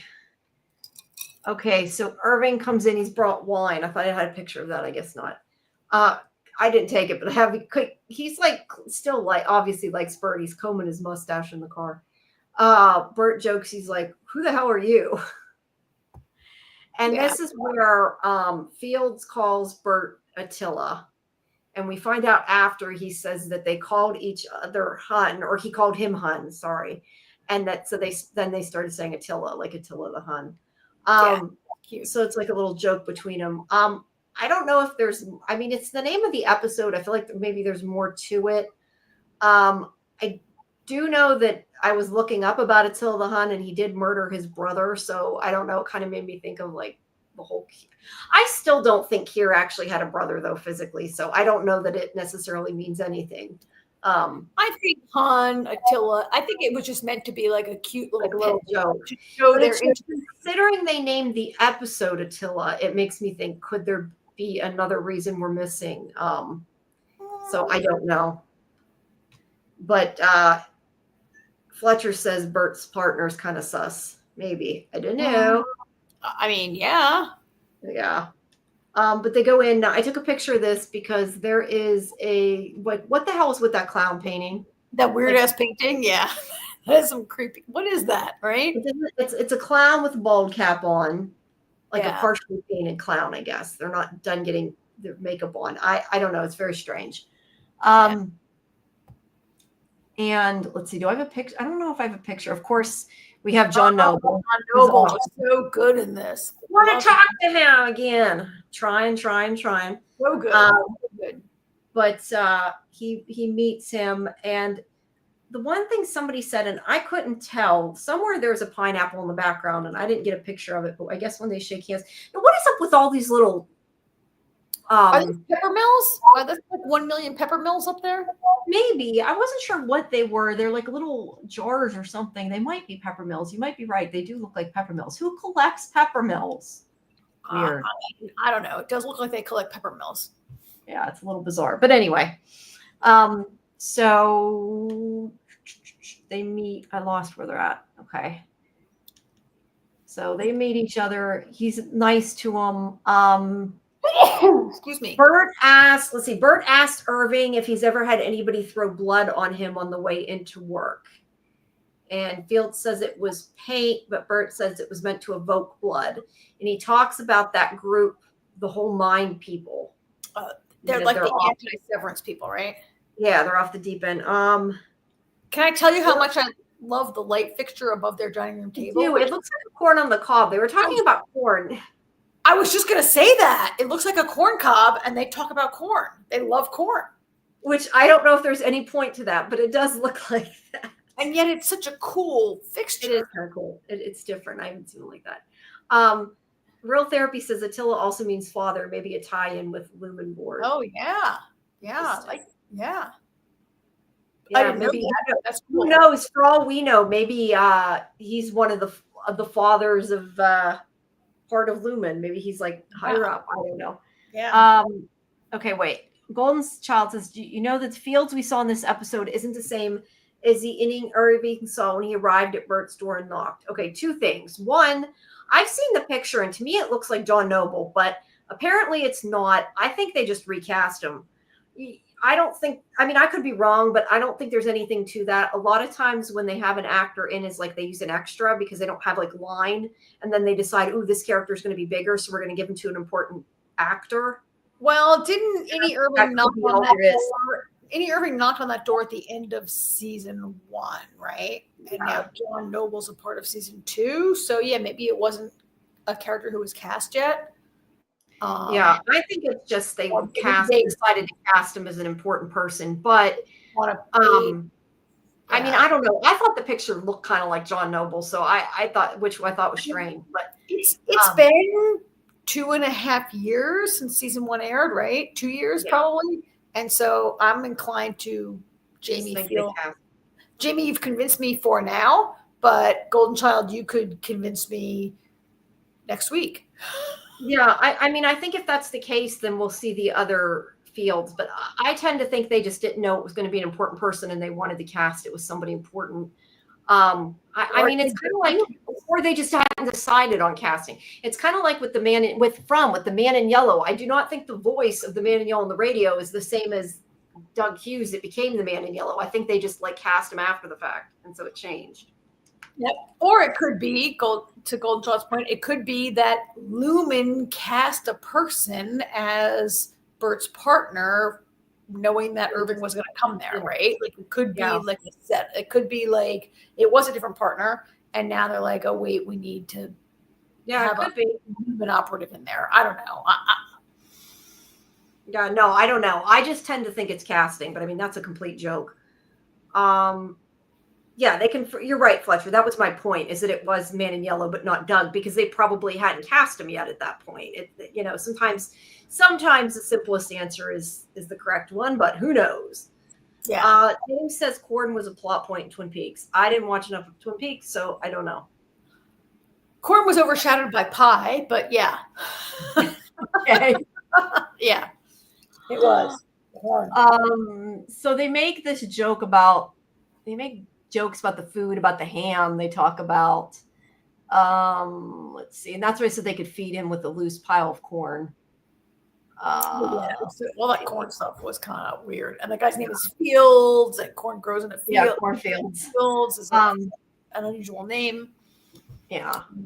Irving asks Bert how he came to work at the company, and he tells him he was guided to Lumen's store by Jesus. And of this part. Yeah, and then Fields is like, you could just leave it there and let him wonder. He's like, no, they were attending a Lutheran church for some years. He had been what you would call a scoundrel in his younger days, and on Sunday. Whoops, sorry, what? Do you have something to add? I just my internet skipped there for a second when you were talking about the religious experience. But yeah, Bert felt like correct me. He had a religious experience where he felt like severed people are real people with a soul, right? Yeah, he said at breakfast he asked him if he thought that he was going to go to heaven, and he pretended to think about it, but he knows that the answer is no. And Fields is like, doesn't want to go up to heaven and be there for eternity by himself. And Bert says we hopped on the train to church. That's a weird way to say he went to church. And the sermon that day was about severance, which was new at the time. The pastor says it as if they were listening. His church's stance was that innies are complete individuals with souls, and that you could be judged separately for your outies. So an innie could go to heaven while the outie burns. And Fields says they're not zealots, but figured if it was true, it might be a way for part of Bert to go to heaven with Fields. With me. He says with me, right? Yeah. I had a lot of feelings about this. What were your feelings about this? Because I'm going to rant for a minute. Well, I mean, I think that this is kind of the whole, and this is what I was saying earlier. I think that this is, to me, the big question of the show. Isn't any their own person? I don't know that a person can have two souls, but that's more a religious question than a severance question. But yeah, I think it's just the question of what makes a person, and can they be two separate, complete people or not? I agree with you 100% that I thought a lot of that was about so Fields believes that an innie can go to heaven, and even if Bert didn't believe it, Fields did, right? And he wants Bert to go to heaven with him, right? But I also saw in that a little bit about labor or unasked for labor, and that am I back? Yeah, go ahead. Say it now. Yeah, I can hear you. Your video is not great, but I'm going to turn off my camera again. The idea of forced labor, and that Bert can't go to heaven, but maybe we can make his innie go to heaven. And the idea that the innie is going to do the thing that Bert can't. I just felt there was a little part of making the innie. It doesn't matter if does innie Bert believe in heaven? It doesn't matter, because Fields wants him to go to heaven, and so they get married because of what. I just saw a little bit of this superiority kind of thing going on to the innie. I don't know that that's why they got married, though. I think they were already married. I think that's why he got severed. That's why I got severed. Okay, right. Not why I got married. They were married. They got severed because you don't believe in heaven, so you can't go to heaven. But maybe your innie can go to heaven. Severed. I don't. Was he saying he didn't believe in heaven, or because of the way he was? Because he makes a point of saying he was a scoundrel and all this. I think he more meant he wasn't a good person, I guess. Or Fields didn't believe that Bert could go to heaven. So whatever the details are, the point was that Bert wouldn't go, but any Bert could maybe go based on their beliefs, right? And the idea that you would become severed because it just felt like they're putting another case of. It reminded me a lot of the Congresswoman's wife, who was got severed so the severed personality could experience labor and delivery, right? And it reminded me of it just reminded me of that. Let's get severed, and maybe you can't. You lead a good, pious life, and I don't have to do it. And well, but the part where he's well.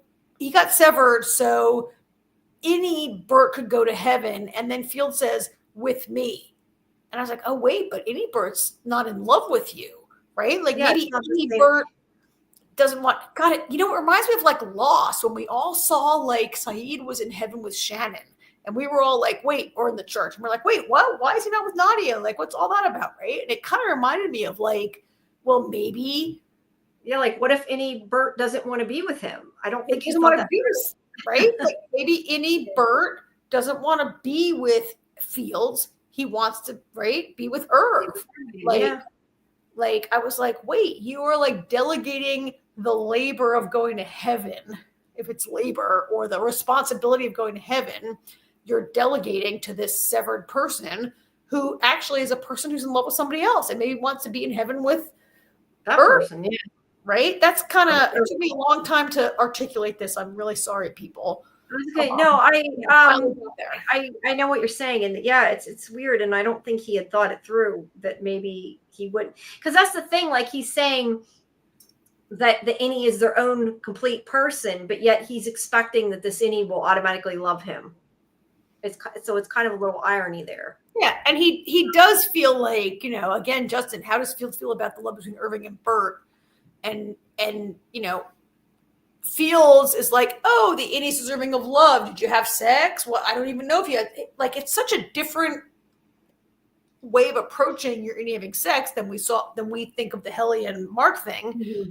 But there's the ultimate, like, there's this assumption that I'm the true love, and you will go to heaven with me because I'm the real one, and right. I kind of, and maybe I'm wrong, but let me first, I was going to ask you something, and I was going to look and see what the exact definition was here. There's so many comments building up. I'm very, it just means never mind. It doesn't mean what I thought. I was wondering. I thought I was right in my original thought that scoundrel just means like somebody who isn't a good person. But I kind of wondered if it more meant slept around, because I almost got the feeling, and maybe it's just because the scene was so weird, but the whole fact that they're like saying they can do this again, I almost kind of in a way take this that Fields is like, I know Bert loves you, and like he's trying to bring him in, and like the three of them together, almost like they talk in, there's the whole joke with Milchek about a throuple and everything, but I almost am kind of like I don't know, like Fields thinks, well, he loves you, so maybe the three of us can figure something. I don't know, for whatever reason. Do you feel like Fields was genuine about that, or do you think Fields had a little bit of like, I'm the number one person that he loves. Maybe, but I felt like he was way too accepting of Irving. Like he's talking to the guy who may or may not have been his husband's lover. Yeah. And is acting like he's his new best friend. And it just was a little strange. And that's why I almost wonder if it's like we're saying that he expected his innie to love him too, that he's kind of like, well, we can find a way. We can all go. I don't know. I just, for whatever reason. There's a later part of this conversation that might lead into that, right? Because where this conversation goes, like Fields makes a mistake in the conversation. Yeah. I'm not sure. Are we going to, is this happening right here? Or we're going to skip to that? No, I think there's some other stuff in between. Let's, we'll click along. Yeah, we'll table it, come back here. Because in between, we get Drummond, okay, that shows the parking lot. Then it goes to Dylan and Gretchen. He's saying that he wants to go buy a car because it's the end of the month and he'll get a better deal. And she gets a great lot too. And then so it's not really, I don't know that there's necessarily a specific point to the scene other than. I mean, I felt like the point of the scene was kind of like, Gretchen is working. Dylan is not working. He wants to buy a new car. Well, he is working. I mean, he's working as a severed employee, but he's okay. So he's enjoying not having to like have the drag of working. Yeah. I got the impression they couldn't maybe really afford it that much. Yes, I definitely got that impression, which is a little strange because I got the impression before that severed employees make a good amount of money. I mean, granted, they do have 3 kids, so I mean that takes a lot of the money, but yeah, I did get the opinion that they don't necessarily have the money for it because they're both working jobs to make enough money. And well, we don't know how many other things that Dylan spent. Like he tried scuba, like he may not have been that long at this job. he might be a little more extravagant at spending things. That like Mark lives like a monk, right? And we don't know. And Irving like only paints, and they've got these kids, and Dylan has tried a bunch of other stuff, and maybe they brought credit. Maybe they had credit when they came into. I don't know, but she definitely is like, we're not getting a car, and he's like, oh, come on, let's get a car. And I don't know. I felt like this scene maybe showed any Dylan, like it showed us maybe why she's attracted to any Dylan who's unencumbered by daily life and these kind of issues, right? Mm-hmm. Yeah. I was gonna say, I don't know if you can read it though. Oh, is that an award? Yeah. I had seen it somewhere. Somebody had written about it that it's for her work, that she was like employee of the month or something. I don't remember exactly what it did, and I don't remember where it was at, but it was her award. So I apologize. I didn't write it down. I saw it somewhere when I was looking for information. Good for her. So then we end up at the restaurant where Mark is eating a bunch of stuff, like a lot.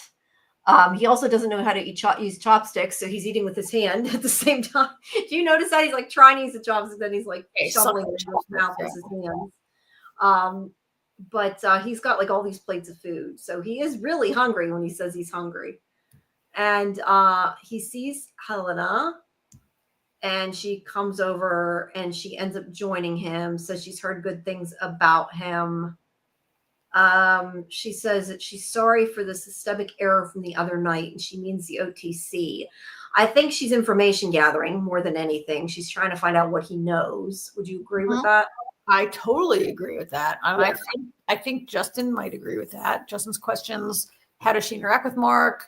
What details does she probe him for about the OTC? Yeah, she's definitely trying to see if he remembers anything, or if there's any like. Not if he remembers, but if there are any feelings or reverberations from it, maybe, right?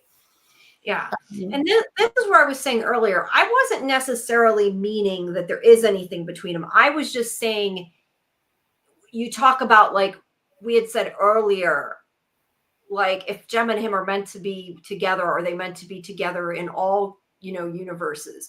So my point is if he's quote unquote meant to be with Helly in any world, then what does it say about Helena and him here? Like, is there supposed to be something between them?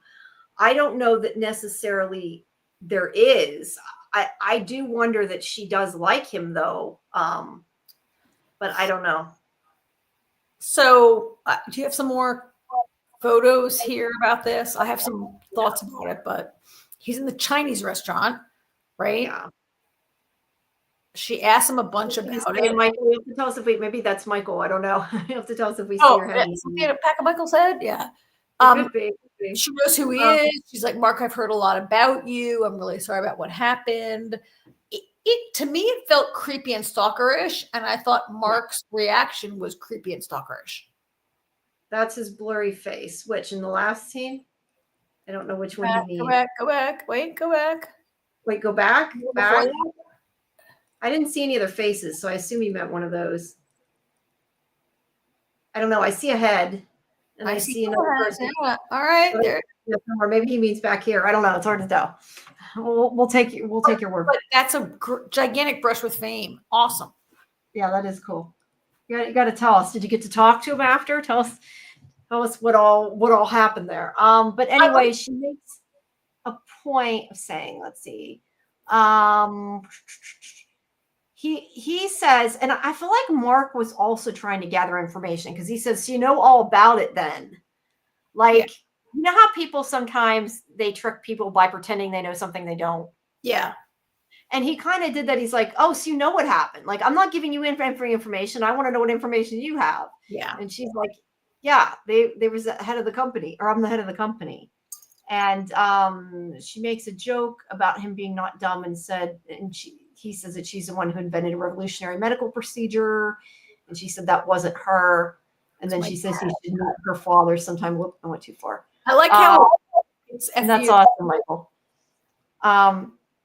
Yeah. The next shot, where the next shot, I love how the light is out when he storms out. Mm-hmm. And you only see the FU. I think the scene might separate some of us from our different theories. Like I feel, so I think some people might feel like Helena continues to be interested in Mark, in love with Mark, whatever, and that's why she shows up there.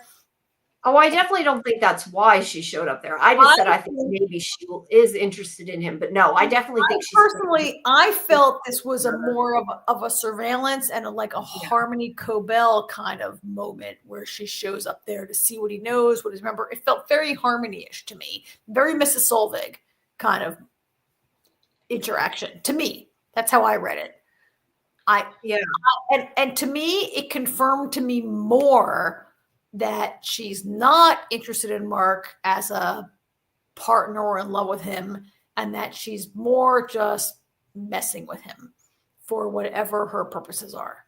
But that's only how I took this, and I want to hear how you took it and how the chat, our friends in the chat, took it. Yeah, I agree, Amy. It was super creepy. I don't know. I think there's a possibility she's attracted to him, but no, I definitely think that this was all about her finding out information and calculated. I don't think that I think that's the only reason she was doing it. It's not that she him. I didn't mean it like that. I'm biased because I personally do not find Adam Scott attractive, which is very subjective. And I'm sure there are many viewers who find him super hot. And so they have a different read on this scene, right? Like it definitely is subjective. But yeah, me, I don't know. Like I said, I think it's possible she's attracted to him. She did sleep with him. She may have some like residual attraction, but I don't think that has anything to do with why she came to see him. Yeah. I don't think that has anything to do with why she's following him. No, it felt very Harmony-ish to me. Like, let's surveil him. Let's see what he knows. Let's see what he thinks. Like, yeah. And they did have that moment where she gets close to his personal space. And you're like, is she going to try to kiss him? And then he steps back and he seems to be put off by her being that close. So maybe she's trying to use it, seeing if she can use it. Maybe like she was trying to see, is he attracted to me? Can I push him this way? Maybe. And then it didn't work. I did want to ask you, what do you think about her calling his wife Hannah? Like, what was the, I'm not sure what that was. I mean, I know that she knew her name, and I feel like it was calculated that she said the wrong name. I'm just not sure what it accomplishes. I think you're right that it was calculated, that she mentioned it. It was calculated that he caught it. She knew so much about him. She's like, oh, Mark, I remember, blah, blah. I hear such good things about you. Oh, and your wife. And so she knew some deals. She goes, oh, Hannah. Like, so is it just like saying, I don't really know you as much as I do, and I don't want you to think that I know everything about you? Is that? Yeah, I thought she was trying to throw a clue away that she wasn't so interested. Like she knew so much about him, but then to throw him down the wrong trail, like that she didn't know him that well and she wasn't that interested in him. But I think he right away is like, Gemma. She's like, oh yeah, Gemma. I think Mark saw through it, but I think that she was trying to throw him off the trail of her interest, how much she knows about him. Because it's creepy if I was walking. So if you're walking around your office and the chairman of the board shows up and is like, oh, Jamie, I heard you're doing great work. And I'm so sorry that your wife died. And wouldn't you be like, what the hell? Like, who are you? Right? How do you know so much about me? And I think she was trying to throw him off the trail.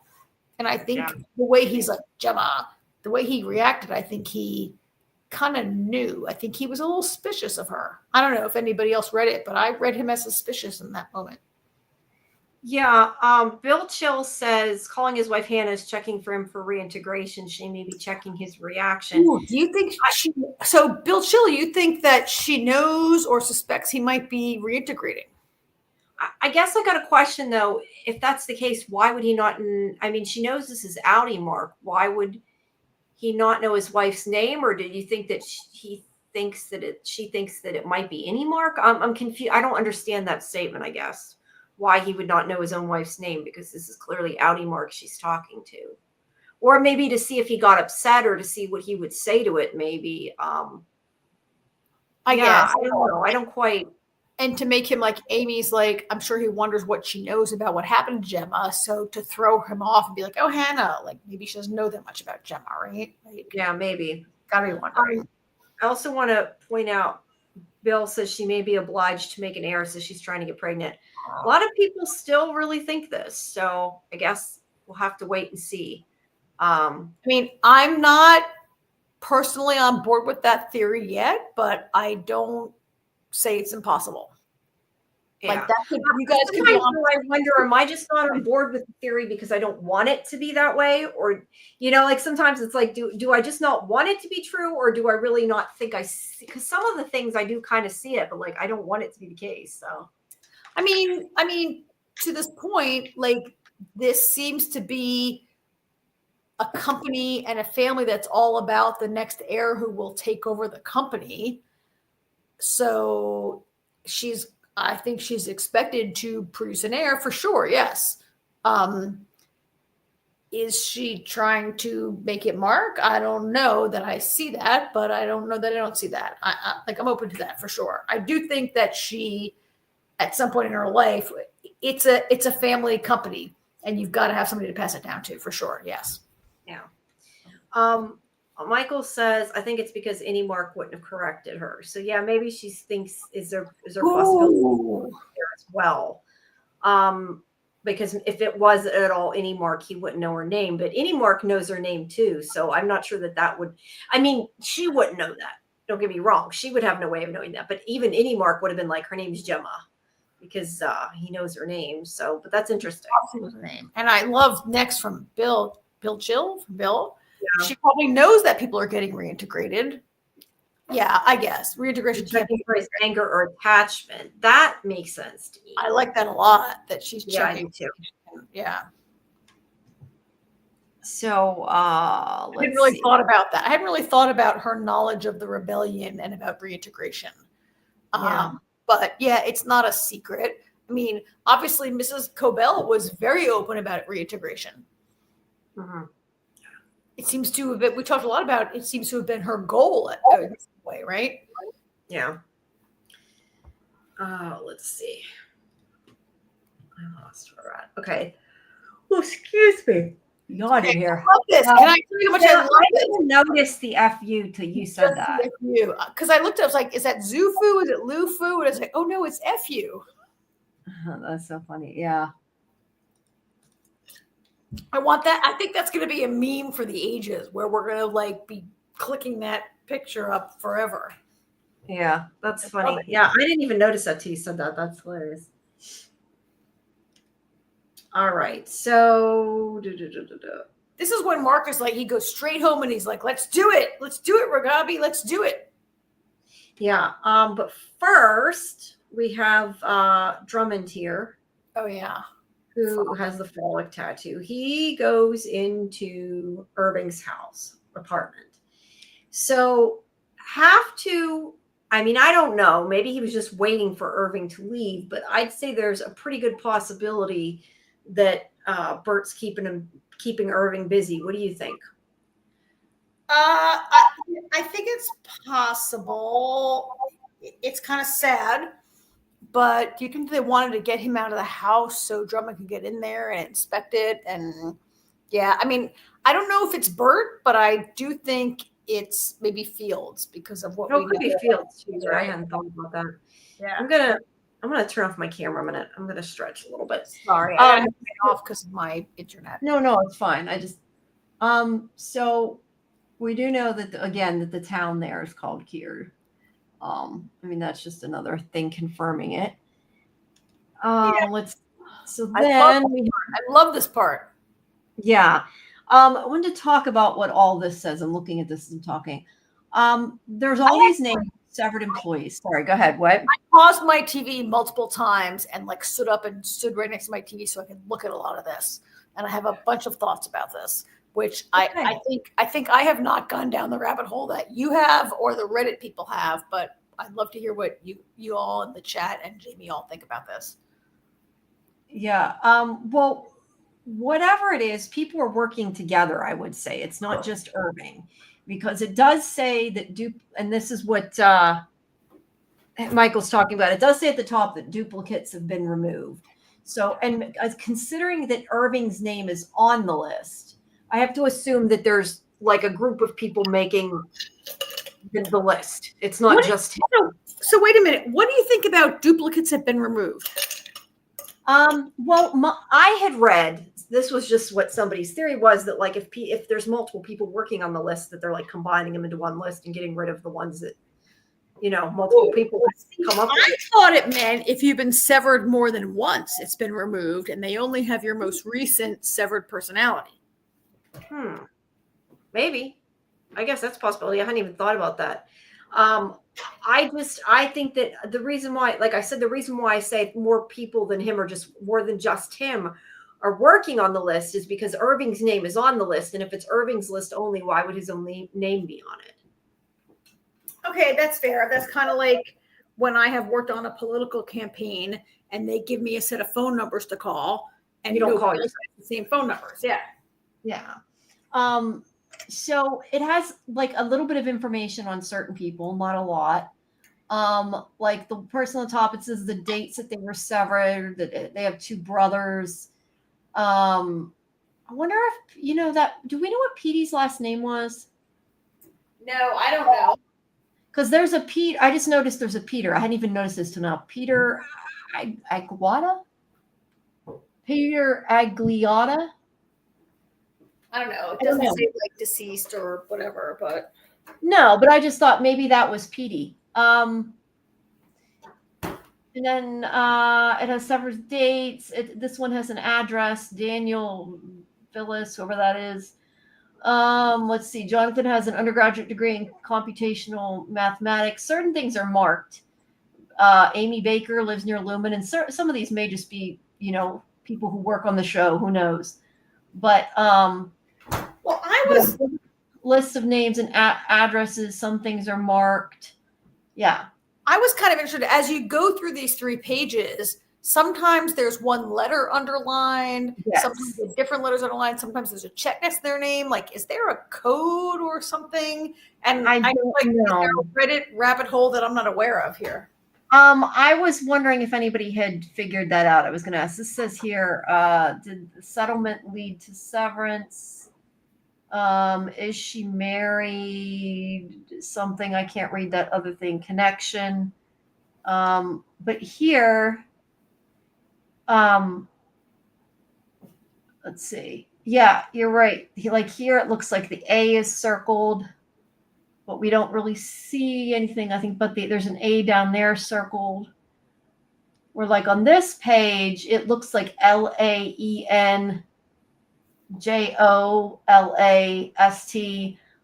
The only thing I could think is that maybe like there's certain letters highlighted because maybe like, how like Helly R is like, her name's actually Helena Egan, but she's not Helly E, which I assume that he's undercover in a way. Like Mark Scout is Mark S. Like Helly. Right. Well, the only thing that I thought is maybe that means that like, is it possible that the people don't always have their real last initial? I don't know.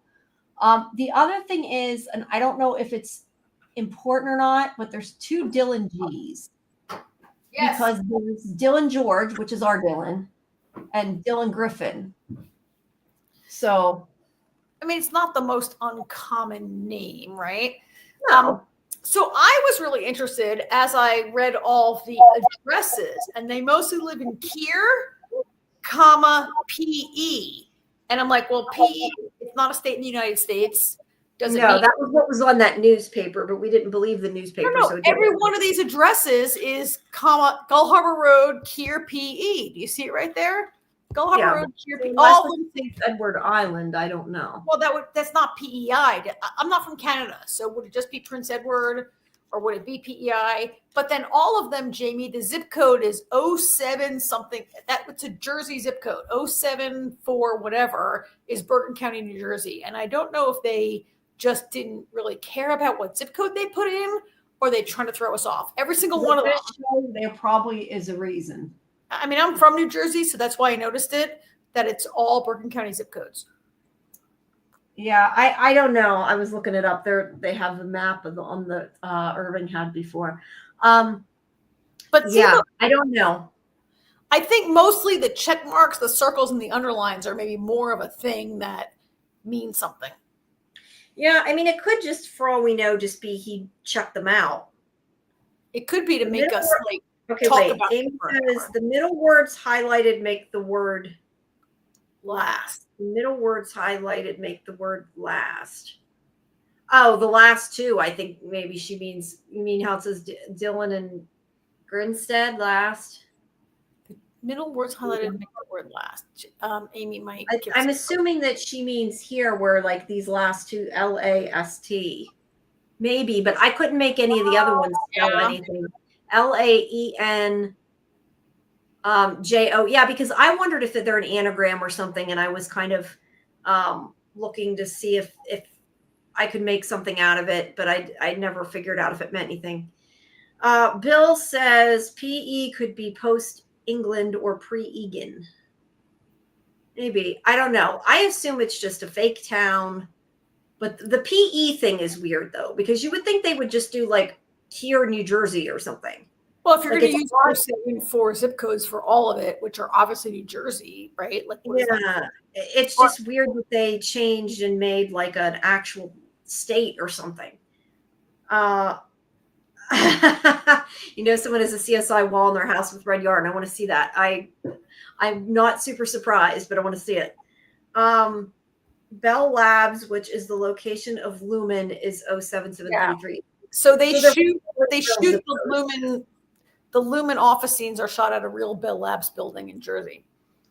Yeah, I remember seeing things about people going there. I do remember that. I've been there. I used to work for AT&T back in the like early 90s, and I used to go to meetings at Bell Labs,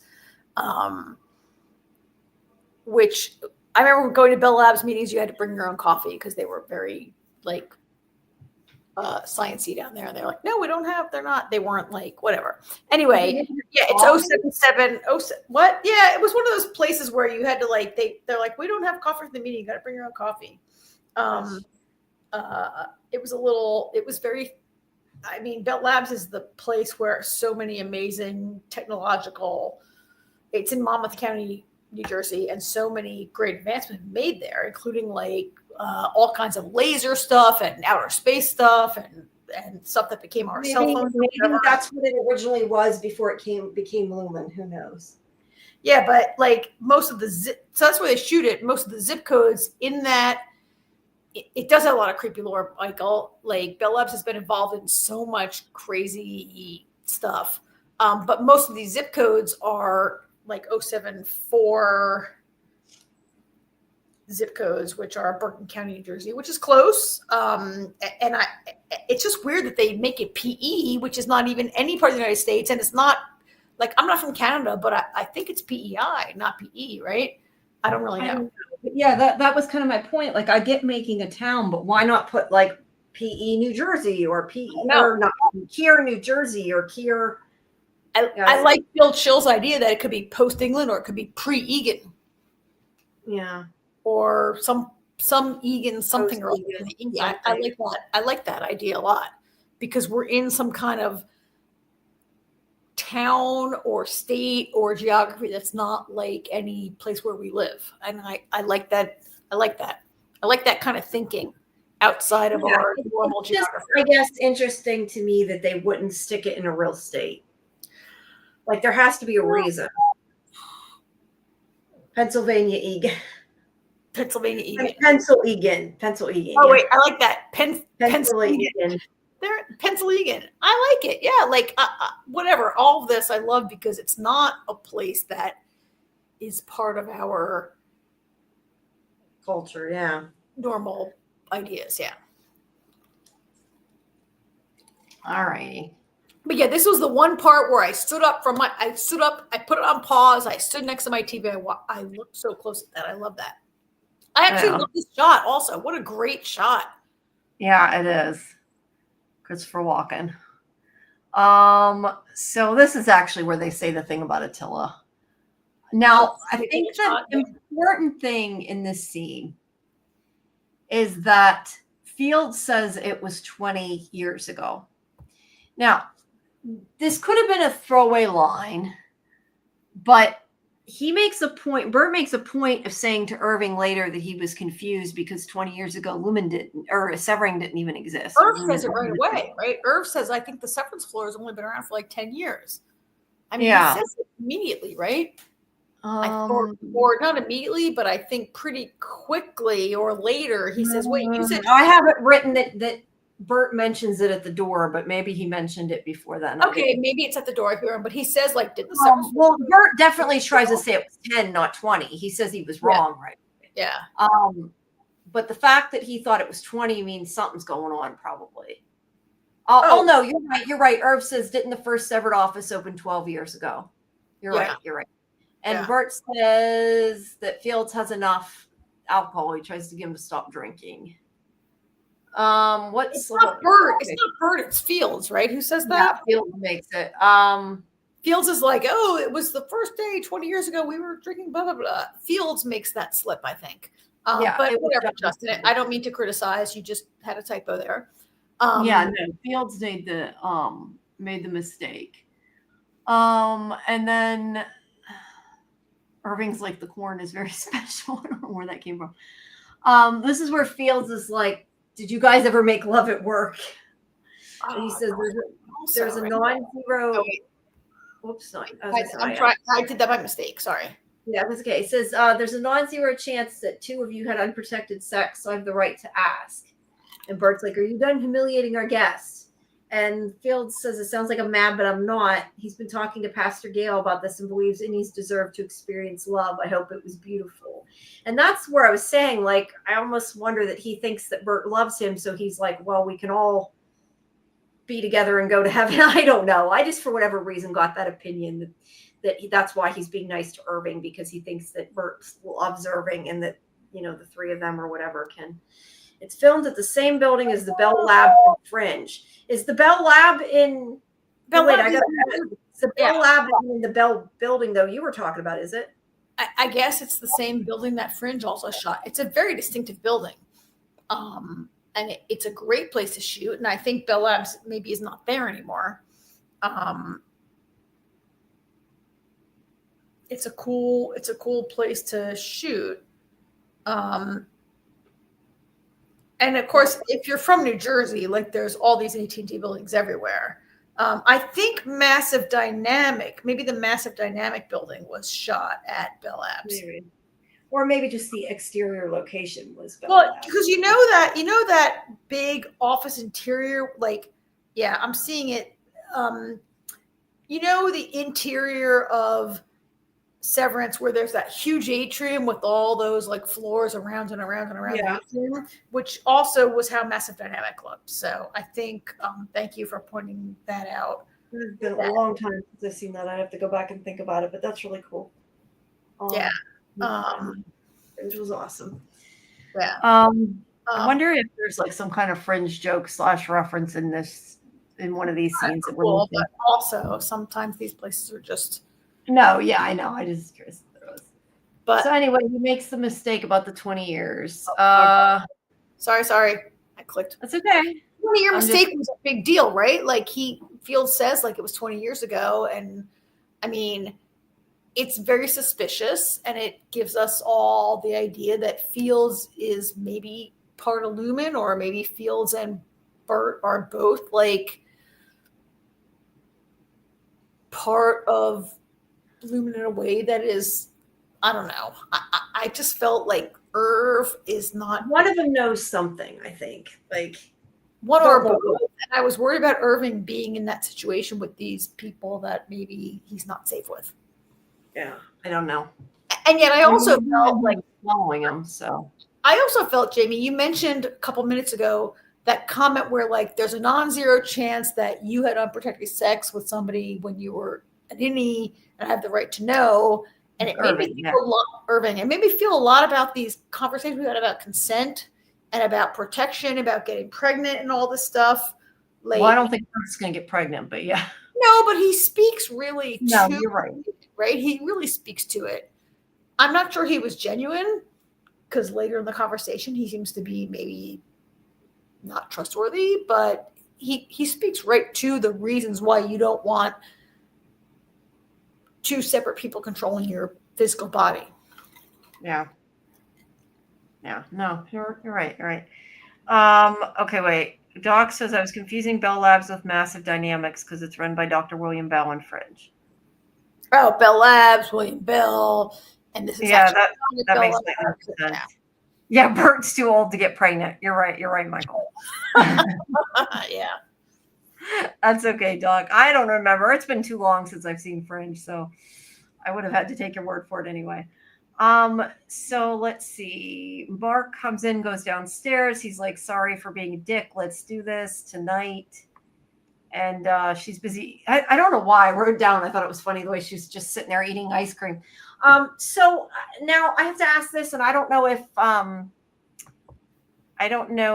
Justin ever asked it. If Justin didn't ask it, I'm surprised he didn't. But I would have to say, why? Whoops, where'd it go? I would have to say, why do you think what happened with Helena had something to do with making him want to go through the reintegration again? Like, what was it? Like, it seems to me to be clear that whatever happened with Helena, that it made him reassert that he's wanting to push forward, because he had stopped it and was afraid to flood the chip and everything. And suddenly he's like, let's do it. Oh, why does Mark run right home from when he leaves the FU restaurant and he runs home? He's like, let's do it, Ragabi, let's do it. Just because he knows they're all hiding things. I mean, I think he has had a little bit of one of those like twitchy moments where he saw Helly, right? He's seen Helly, he's seen Helena. But that hasn't happened yet. That happens in this scene. But what made him decide to go through with it? Like, what was it about that conversation that pushed him forward, do you think? Oh, the creepiness and the kind of like there was a little bit of, so I don't want to say authoritarian, but I feel like Helly had this very like suspicious. Did he feel spied upon? Did he feel like he already knows Mrs. Solvig was spying on him, right? Like, I just feel like he's a little like, I gotta know what's going on with these people. Like Helena Egan is so creepy. I gotta know what's going on. Maybe. Michael says that maybe her saying Hannah reminded him of his mission. That's true too. Yeah. I like that. Also, Bill has a point. Could 20 or 12 years, does 8 hour per any day have an effect on time? Ooh, maybe yeah. It seemed more like it was less time than it was. And Bill says it seems that being visited repeatedly by Lumen employees motivates him to find out more. Helena's presence seems suspicious to outing Mark. He knows and feels something isn't right. Yeah, maybe he just feels like they got to get it done before they're caught too. Like he knows they might be watching him. Well, he knows that Mrs. Solvig was not who she said she was, right? Mm-hmm. And so maybe he's primed to be suspicious of Helena, who was very creepy and weird in that scene anyway. So he just... I would agree with that. Yeah. Yeah. All right. Let's see. Oh, sorry. Well, I'm stretching. Just a quick reminder. If you haven't, please make sure that you like the video and subscribe. Yeah, and check out all our other live streams on the live tab of our YouTube videos tab. Also has all of our interviews that weren't part of the show. And if you subscribe, you'll get notifications about our upcoming interviews of other cast members, right? Yes. And if you didn't hear me earlier, the interview with Sydney Cole Alexander, who plays Natalie, is also under the live tab. If you missed that, make sure you check it out. And as I said earlier, we're going to be having Mark Geller, who plays Kier Egan, on the show sometime soon. I'm not sure exactly when. We're scheduling. And we may have some other interviews coming up as well. And just a reminder that before all our live streams, we have we play the episodes in Discord. We have our watch parties. So make sure that you take a moment and subscribe to our Discord channel, which is in the chat if you haven't.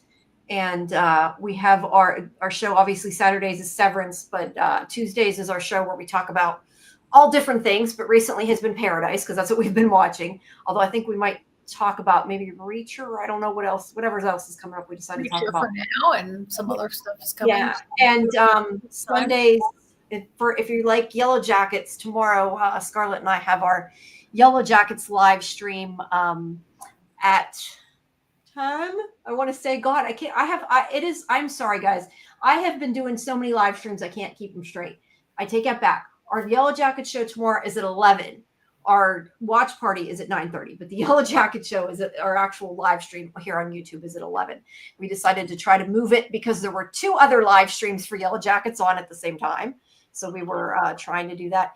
And I don't know, Michael, I want to start covering White Lotus. I haven't watched it yet, but I don't have anybody to do a show with me about it, but I do want to watch it. We'll probably talk about it on our Tuesday show once I've gotten a chance to see it. Yeah, Jason Isaac's show looks like it's got a mystery. Sounds good to me. So just haven't gotten that far, but no, I do want to see that. But yeah, so check out all our other stuff, all our other shows, and make sure you check out social media. It'll give you our schedule and everything else. Sorry. I'd love to go back to Bill here. It seems like being visited repeatedly by Lewin employees motivates Mark to find out more. Helena's presence seems suspicious to Audi Mark. He knows he has to feel something isn't right. I kind of agree with that. Like just being around her and her showing up. I mean, granted, if you were sitting in a Chinese restaurant by yourself and your CEO, your chairman of the board showed up, was like, "Hey, Jamie, you do great work. What's with your dead husband?" You'd be like, "What?" Right? Like, yeah, it is a little weird. But I think there's more than that. Like Bill Chill, to your point, like there's a little more like underlying that, right? And I got to go to today's Michael. He was cupping on his way out of the restaurant. I reminded Scout that Helen is a dirty, foolish liar. Oh my God, Michael, I can't believe they left your scene on the cutting room floor. That stinks. You have to get dailies and send us that. Right? Oh, yeah. You would have had your equity card. You'd have your clip. I want to see it. Yeah, that's awesome. I want the BTS scene. Yeah, I agree.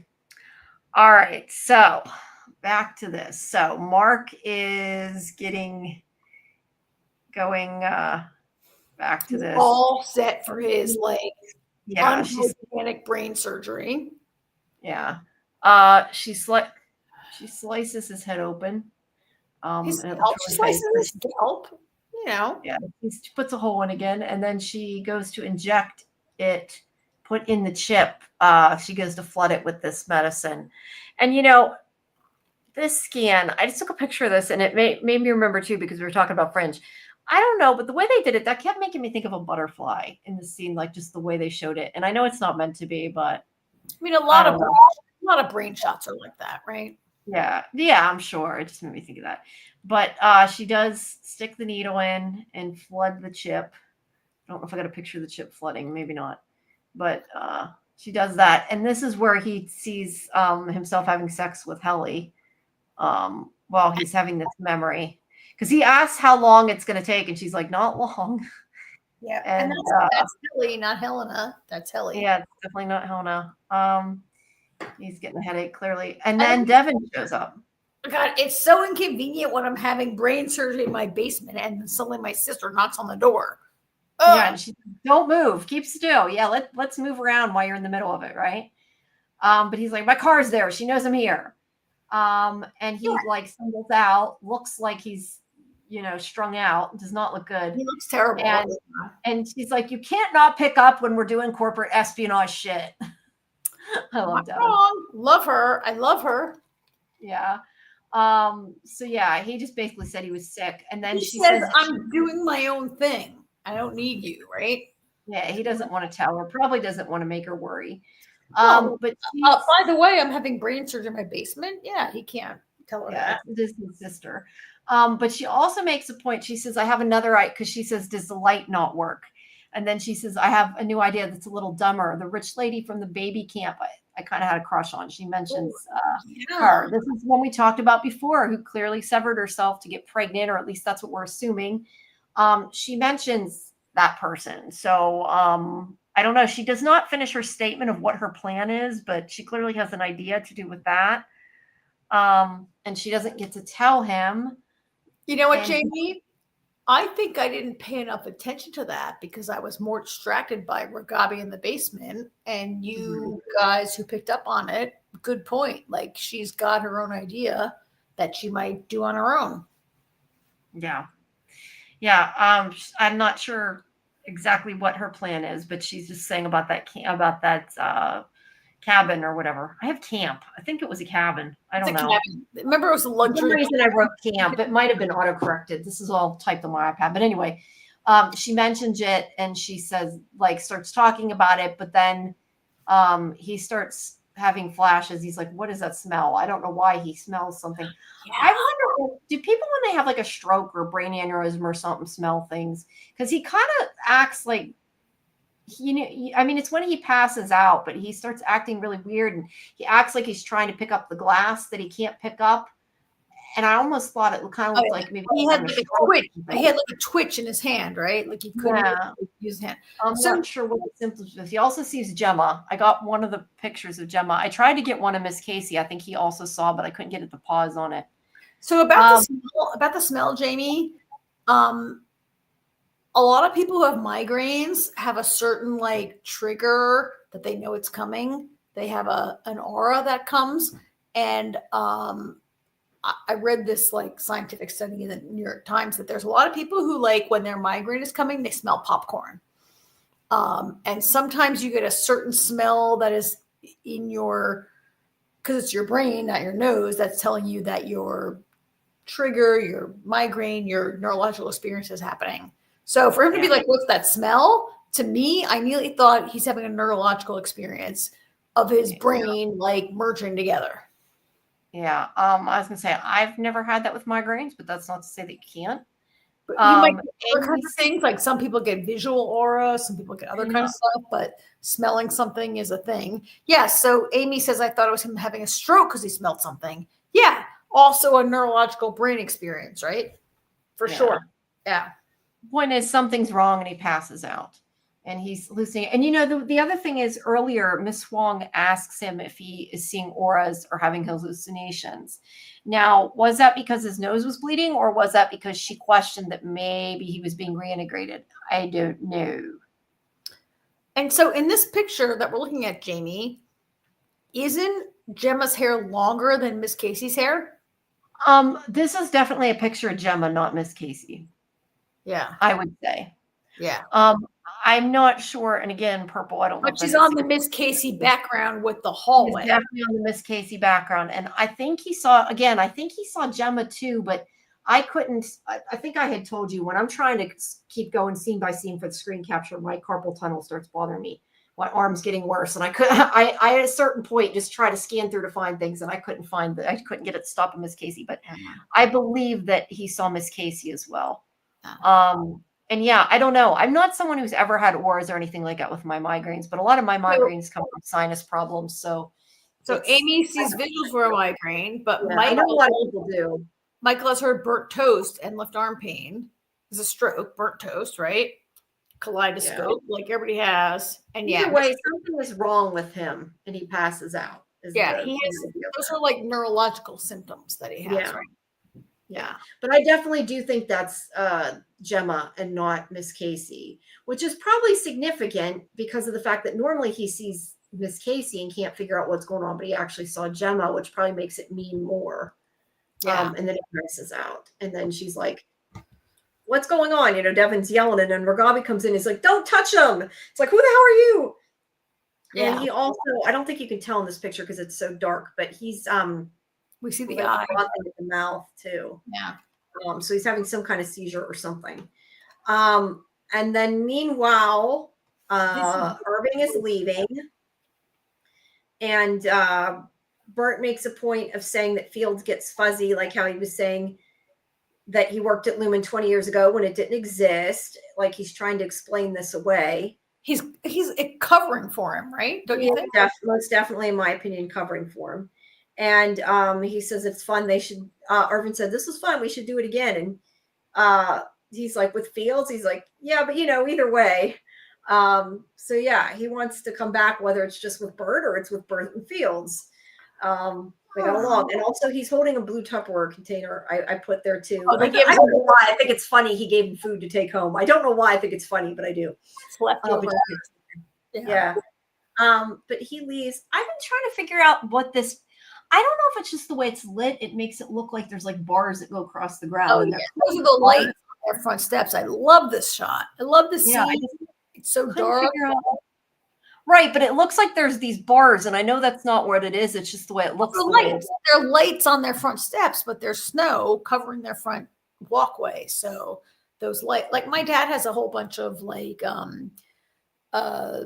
solar little lights that light his path, and I felt like that's what that is. You're lighting your path. Maybe, but I'm saying I must see an optical illusion, because to me it looks like there's like a big bar going across. It definitely looks like stripes for sure. Those are lit light stripes. He's walking down a path of light, which is kind of no. I mean this. I mean like it looks like it's in front of where you walk. That's what I'm saying. Oh, that line that looks like almost like a tripwire there. That's what I'm saying. I think it's just the way I'm seeing it, like an optical illusion. But Bert's walking, or Irving's walking back, and then meanwhile Bert is like watching him, and he looks all evil. Whether he is, I don't know. Creepy and evil kind of way.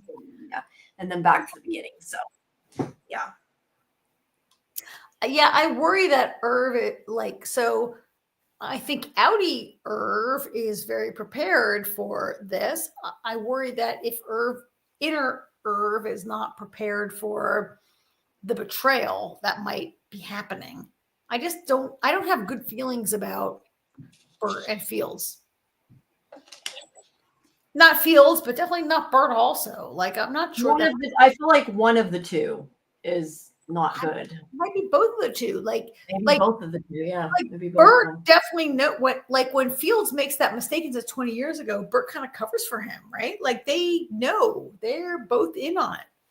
Maybe. I mean, I also took that could just be that the 20 years was the truth, and he was afraid they'd be found out. He would be found out. So he was like covering it up because he doesn't want Irving to know whatever it is that he did 20 years ago, or that he was around Lumen.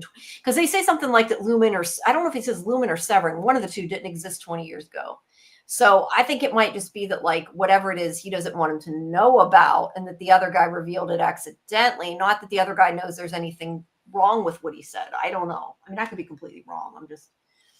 That's kind of what I thought. I don't know. There are so many good things still in the chat. Like Michael says, like, wow, every MDR employee has a throuple storyline. Yeah. You're not wrong. It's the season of the throuple. But we do have several triple, throuple kind of things going on. Yeah. Which is interesting because we talk a lot about the show being like the dyad, the double, the two sides, and now to point out that there are three multiple triads is pretty interesting. Yeah. Well, there's quadruple too. If you think about like Helly and Helena and Mark, and there's a lot of stuff like that going on. I mean, it's 2 times 2, but yeah, for sure. Yeah.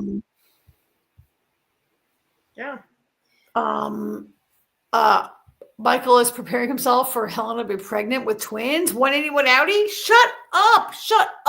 I don't know if that's possible. So I know that like there are a lot of mammals, like cats can have like multiple fathers of their kittens.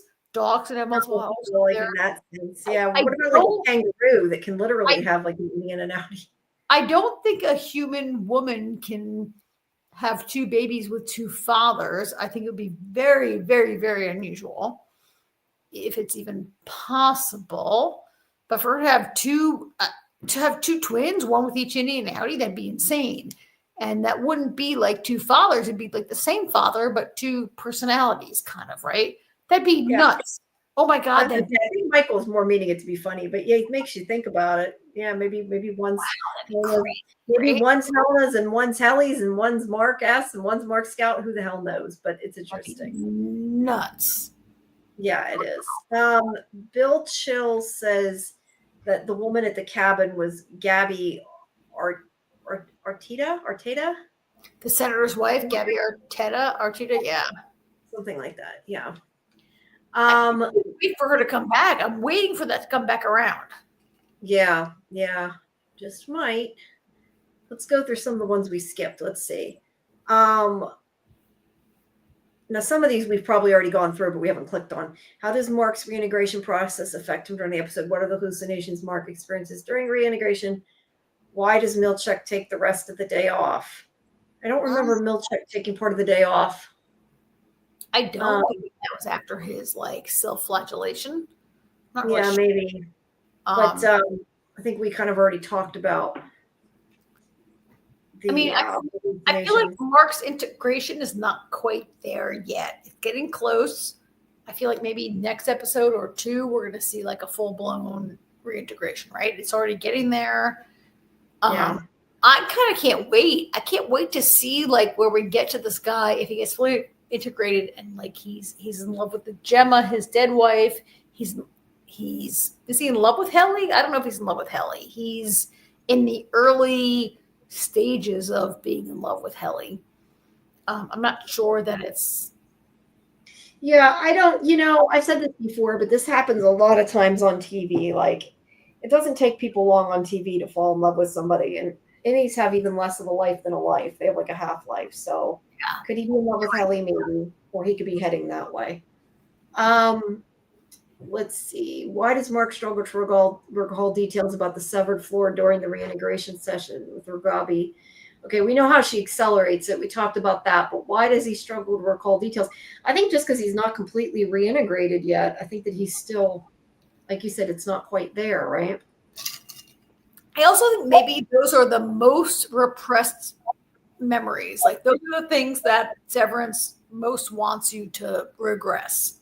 Like if the severed floor is the most secret part. If you remember that you like popcorn, you remember that you are attracted to redheads, but to remember like I'm working on Cold Harbor and doing this clicking on the like that's the most secret thing they do. Yeah. So I think maybe I don't know if there's a level of memory suppression or if it's just is it one level or ultimate like more deeper levels? I don't really know. But more just become revealed as he learns things. I guess we'll find out. Or it's work boring, and so your emotional things are the first things that you remember, and work is like whatever. Like I'm going to remember, like I see this hot redhead next to me every day, but my keyboard is boring as shit, so that'll be the last thing I remember. Yeah, maybe. I'm just kind of skipping the one. Like I'm looking to see did we go over this because some of these we didn't mention, but we definitely went over.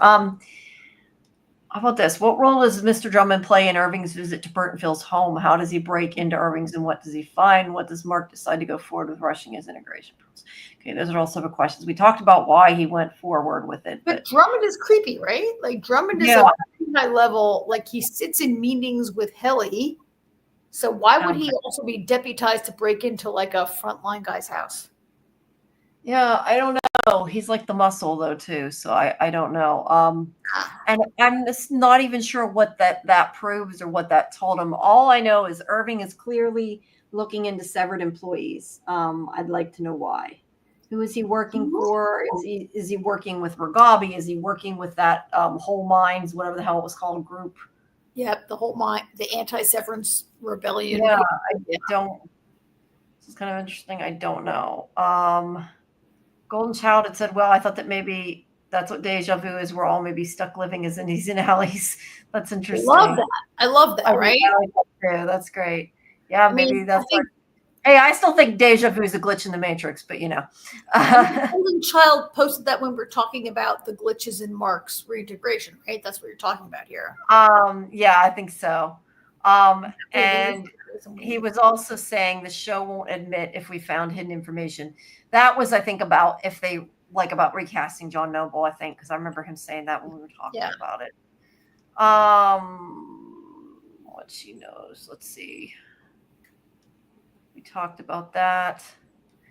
Golden Child said, I think she thinks I'm hiding my ultimate tinfoil hat theory on what the show's about, but she won't tell us. Yeah, I won't tell you what I know. Jamie. Can't tell you. I just will tell you you'll like it. Next week is a doozy. That's all I'll say. Because that's why I said next week is probably going to be a longer show. That's all I'll say. We're going to have a lot more to talk about next week. Big episode. Yeah, episode 7. All right. Let's see. It seems Visa repeated employees motivates him to find out more. Helena's presence seems suspicious to Audi Mark. Oh, I think we actually put that one up. That's why I try to unstar things when we click on them, so I remember. I try to. Let's see. It appears Robbie is slowly integrating Mark with the older memories first, then sped up with the most recent memories. That's a possibility because she did say something about a recent memory. So yeah, maybe it starts with what happened before. I don't know. I kind of wonder if it went with less important, but that actually would make sense. Well, I don't know. I agree. I also think that after her failure with Petey, that she's a little like Mark. Let's be a little more careful. Like, let's figure this out. And Mark is like, bring it. In this episode, Mark's like, let's do it. Let's bring it. Mark was, he was like, oh, I don't know. And I was like, do it. So she has to go along with it. And his memories are coming back faster than she thought, right? I'm excited to see what's going to happen if Mark gets. I don't really want to see Mark get fully reintegrated right now because I'm excited to see like what a partial integration would do to him and what he would like his conflict, not just between like Helly and Gemma, but his conflict between like, I feel like Mark is a person who's not aware of the issues we talk about. We talk a lot about like not only sexual consent, but we talk about like labor when we talk about this show, right? And Mark is sort of like not aware of any of this, right? Yeah. Like Mark Scout is not really aware of it, and Mark S is not really aware of it. And I'm looking forward to maybe seeing him be awakened to the issues that like Helly is so passionate about. Helly is really passionate about like her consent, her labor, her life. Blame her, but I kind of question like how is Mark Scout going to feel when he finds out that he slept with somebody when he's busy? Oh, because he's so grieved over his wife, right? Yeah. I was thinking though, didn't he sleep with that woman though that did that woman he dated, did they have sex? Yeah, that woman that he did. So he's not necessarily opposed to having sex now, but without his knowledge when he's grieving his wife, maybe. And he wasn't in love with that woman, which is kind of a different ball game, maybe, right? Yeah, where any Mark has feelings for Helly. Hi, Grant. I'm not sure she's a cheater, a dirty any cheater. I'm not sure what that was in reference to. It was from a few minutes ago. I think it's in reference to Helena, maybe. That she's a liar. She's a cheater and a dirty any cheater. I think that was maybe posted earlier, referring to. It was from a few minutes ago. Helena / Helly. Cheater. Oh, it's just recently, right? Yeah, it was like 5 minutes ago. Who's a cheater? Like, I don't think that Ragabi is a cheater and a liar. I think Helena is a cheater and a liar. Yeah, I think Helena is. I think when she approached Mark in the Chinese restaurant, she was a liar. Yeah, that's true. And Michael makes a good point. Before, when he was sleeping with that woman, he thought his wife was dead. Now he knows she's alive. That is a good point. Yeah, that's very true, Michael. I had not thought about that. That's a really good point. Like, you think you're a widower, and now you think maybe your life is alive somewhere. Wow. Yeah. Yes, and now it would be. I never had thought about that. You're totally right, Michael. And then Grant Gregory says consent is a major issue so far. We've been talking about that this whole episode. Consent is a huge issue in this season. The thing is, it's not even dealing with sex. Forget the whole sex issue.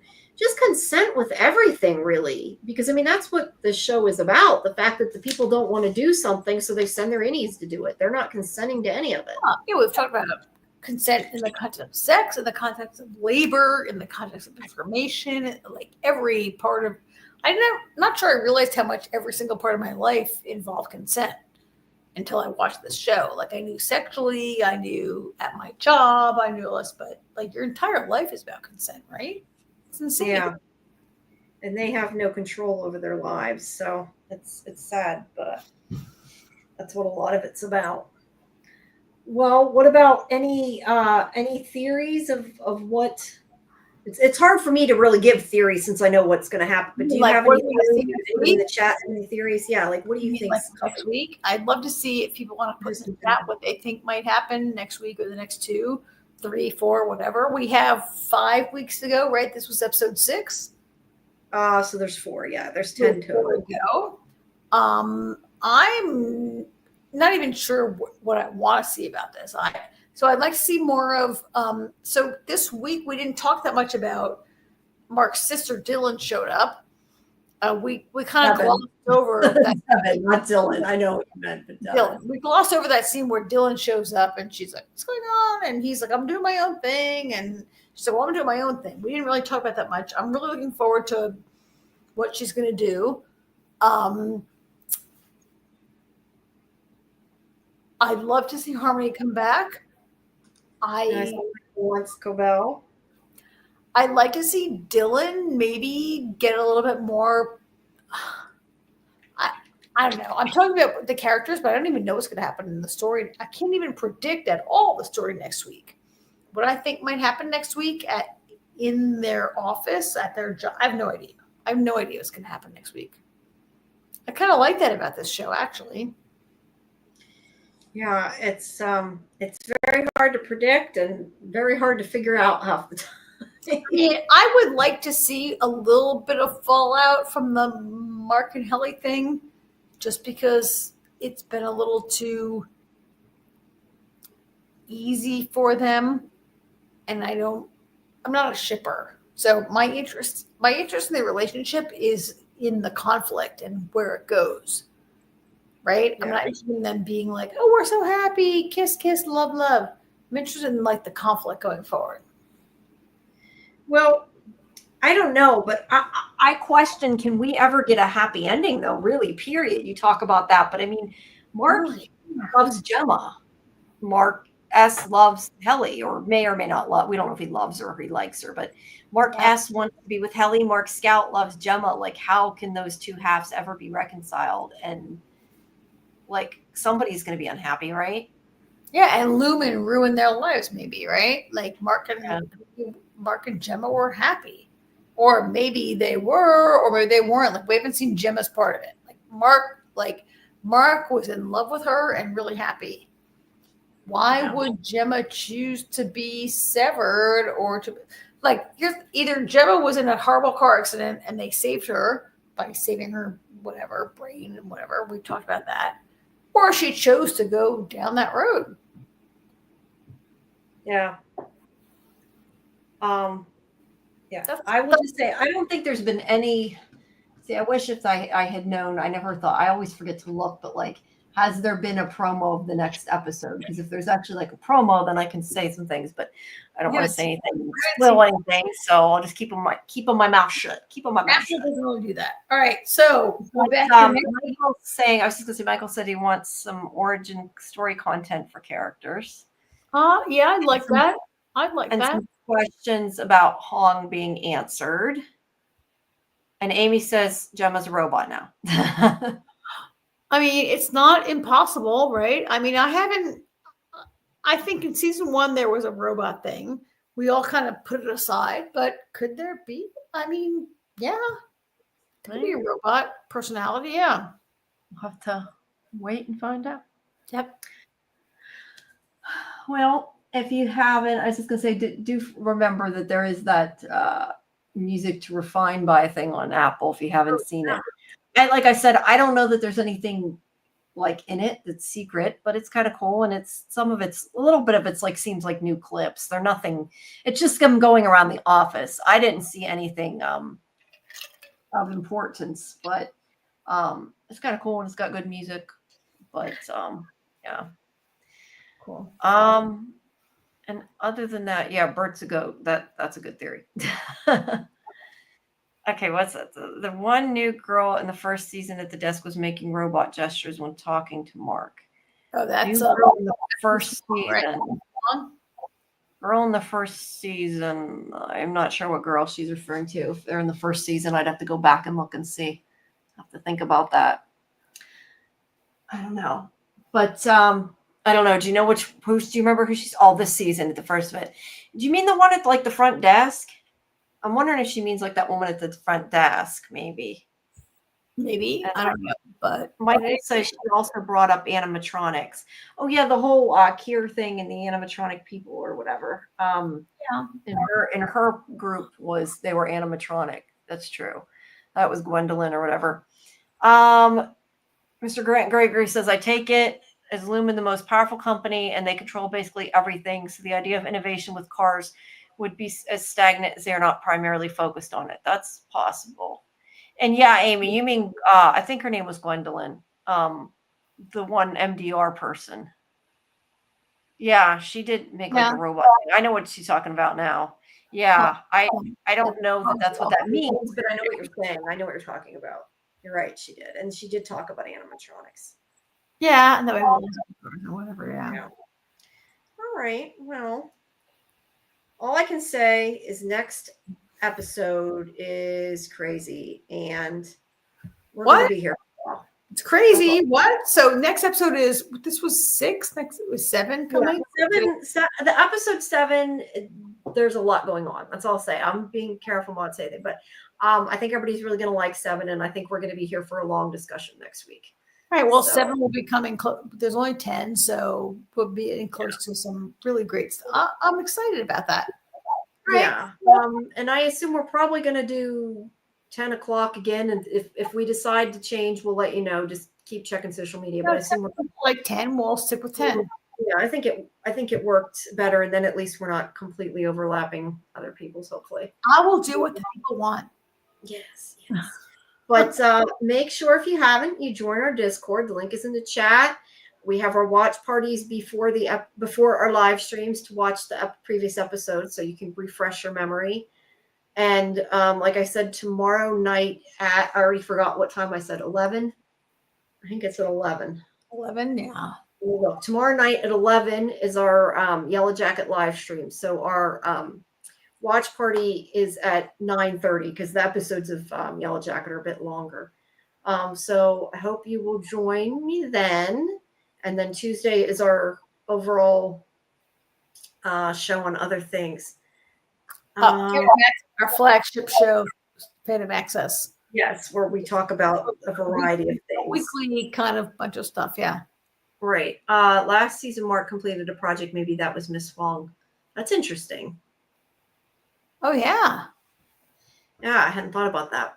Oh, God. Right now, he's trying to finish Cold Harbor. Yeah, I don't remember the name of the one. Cold Harbor.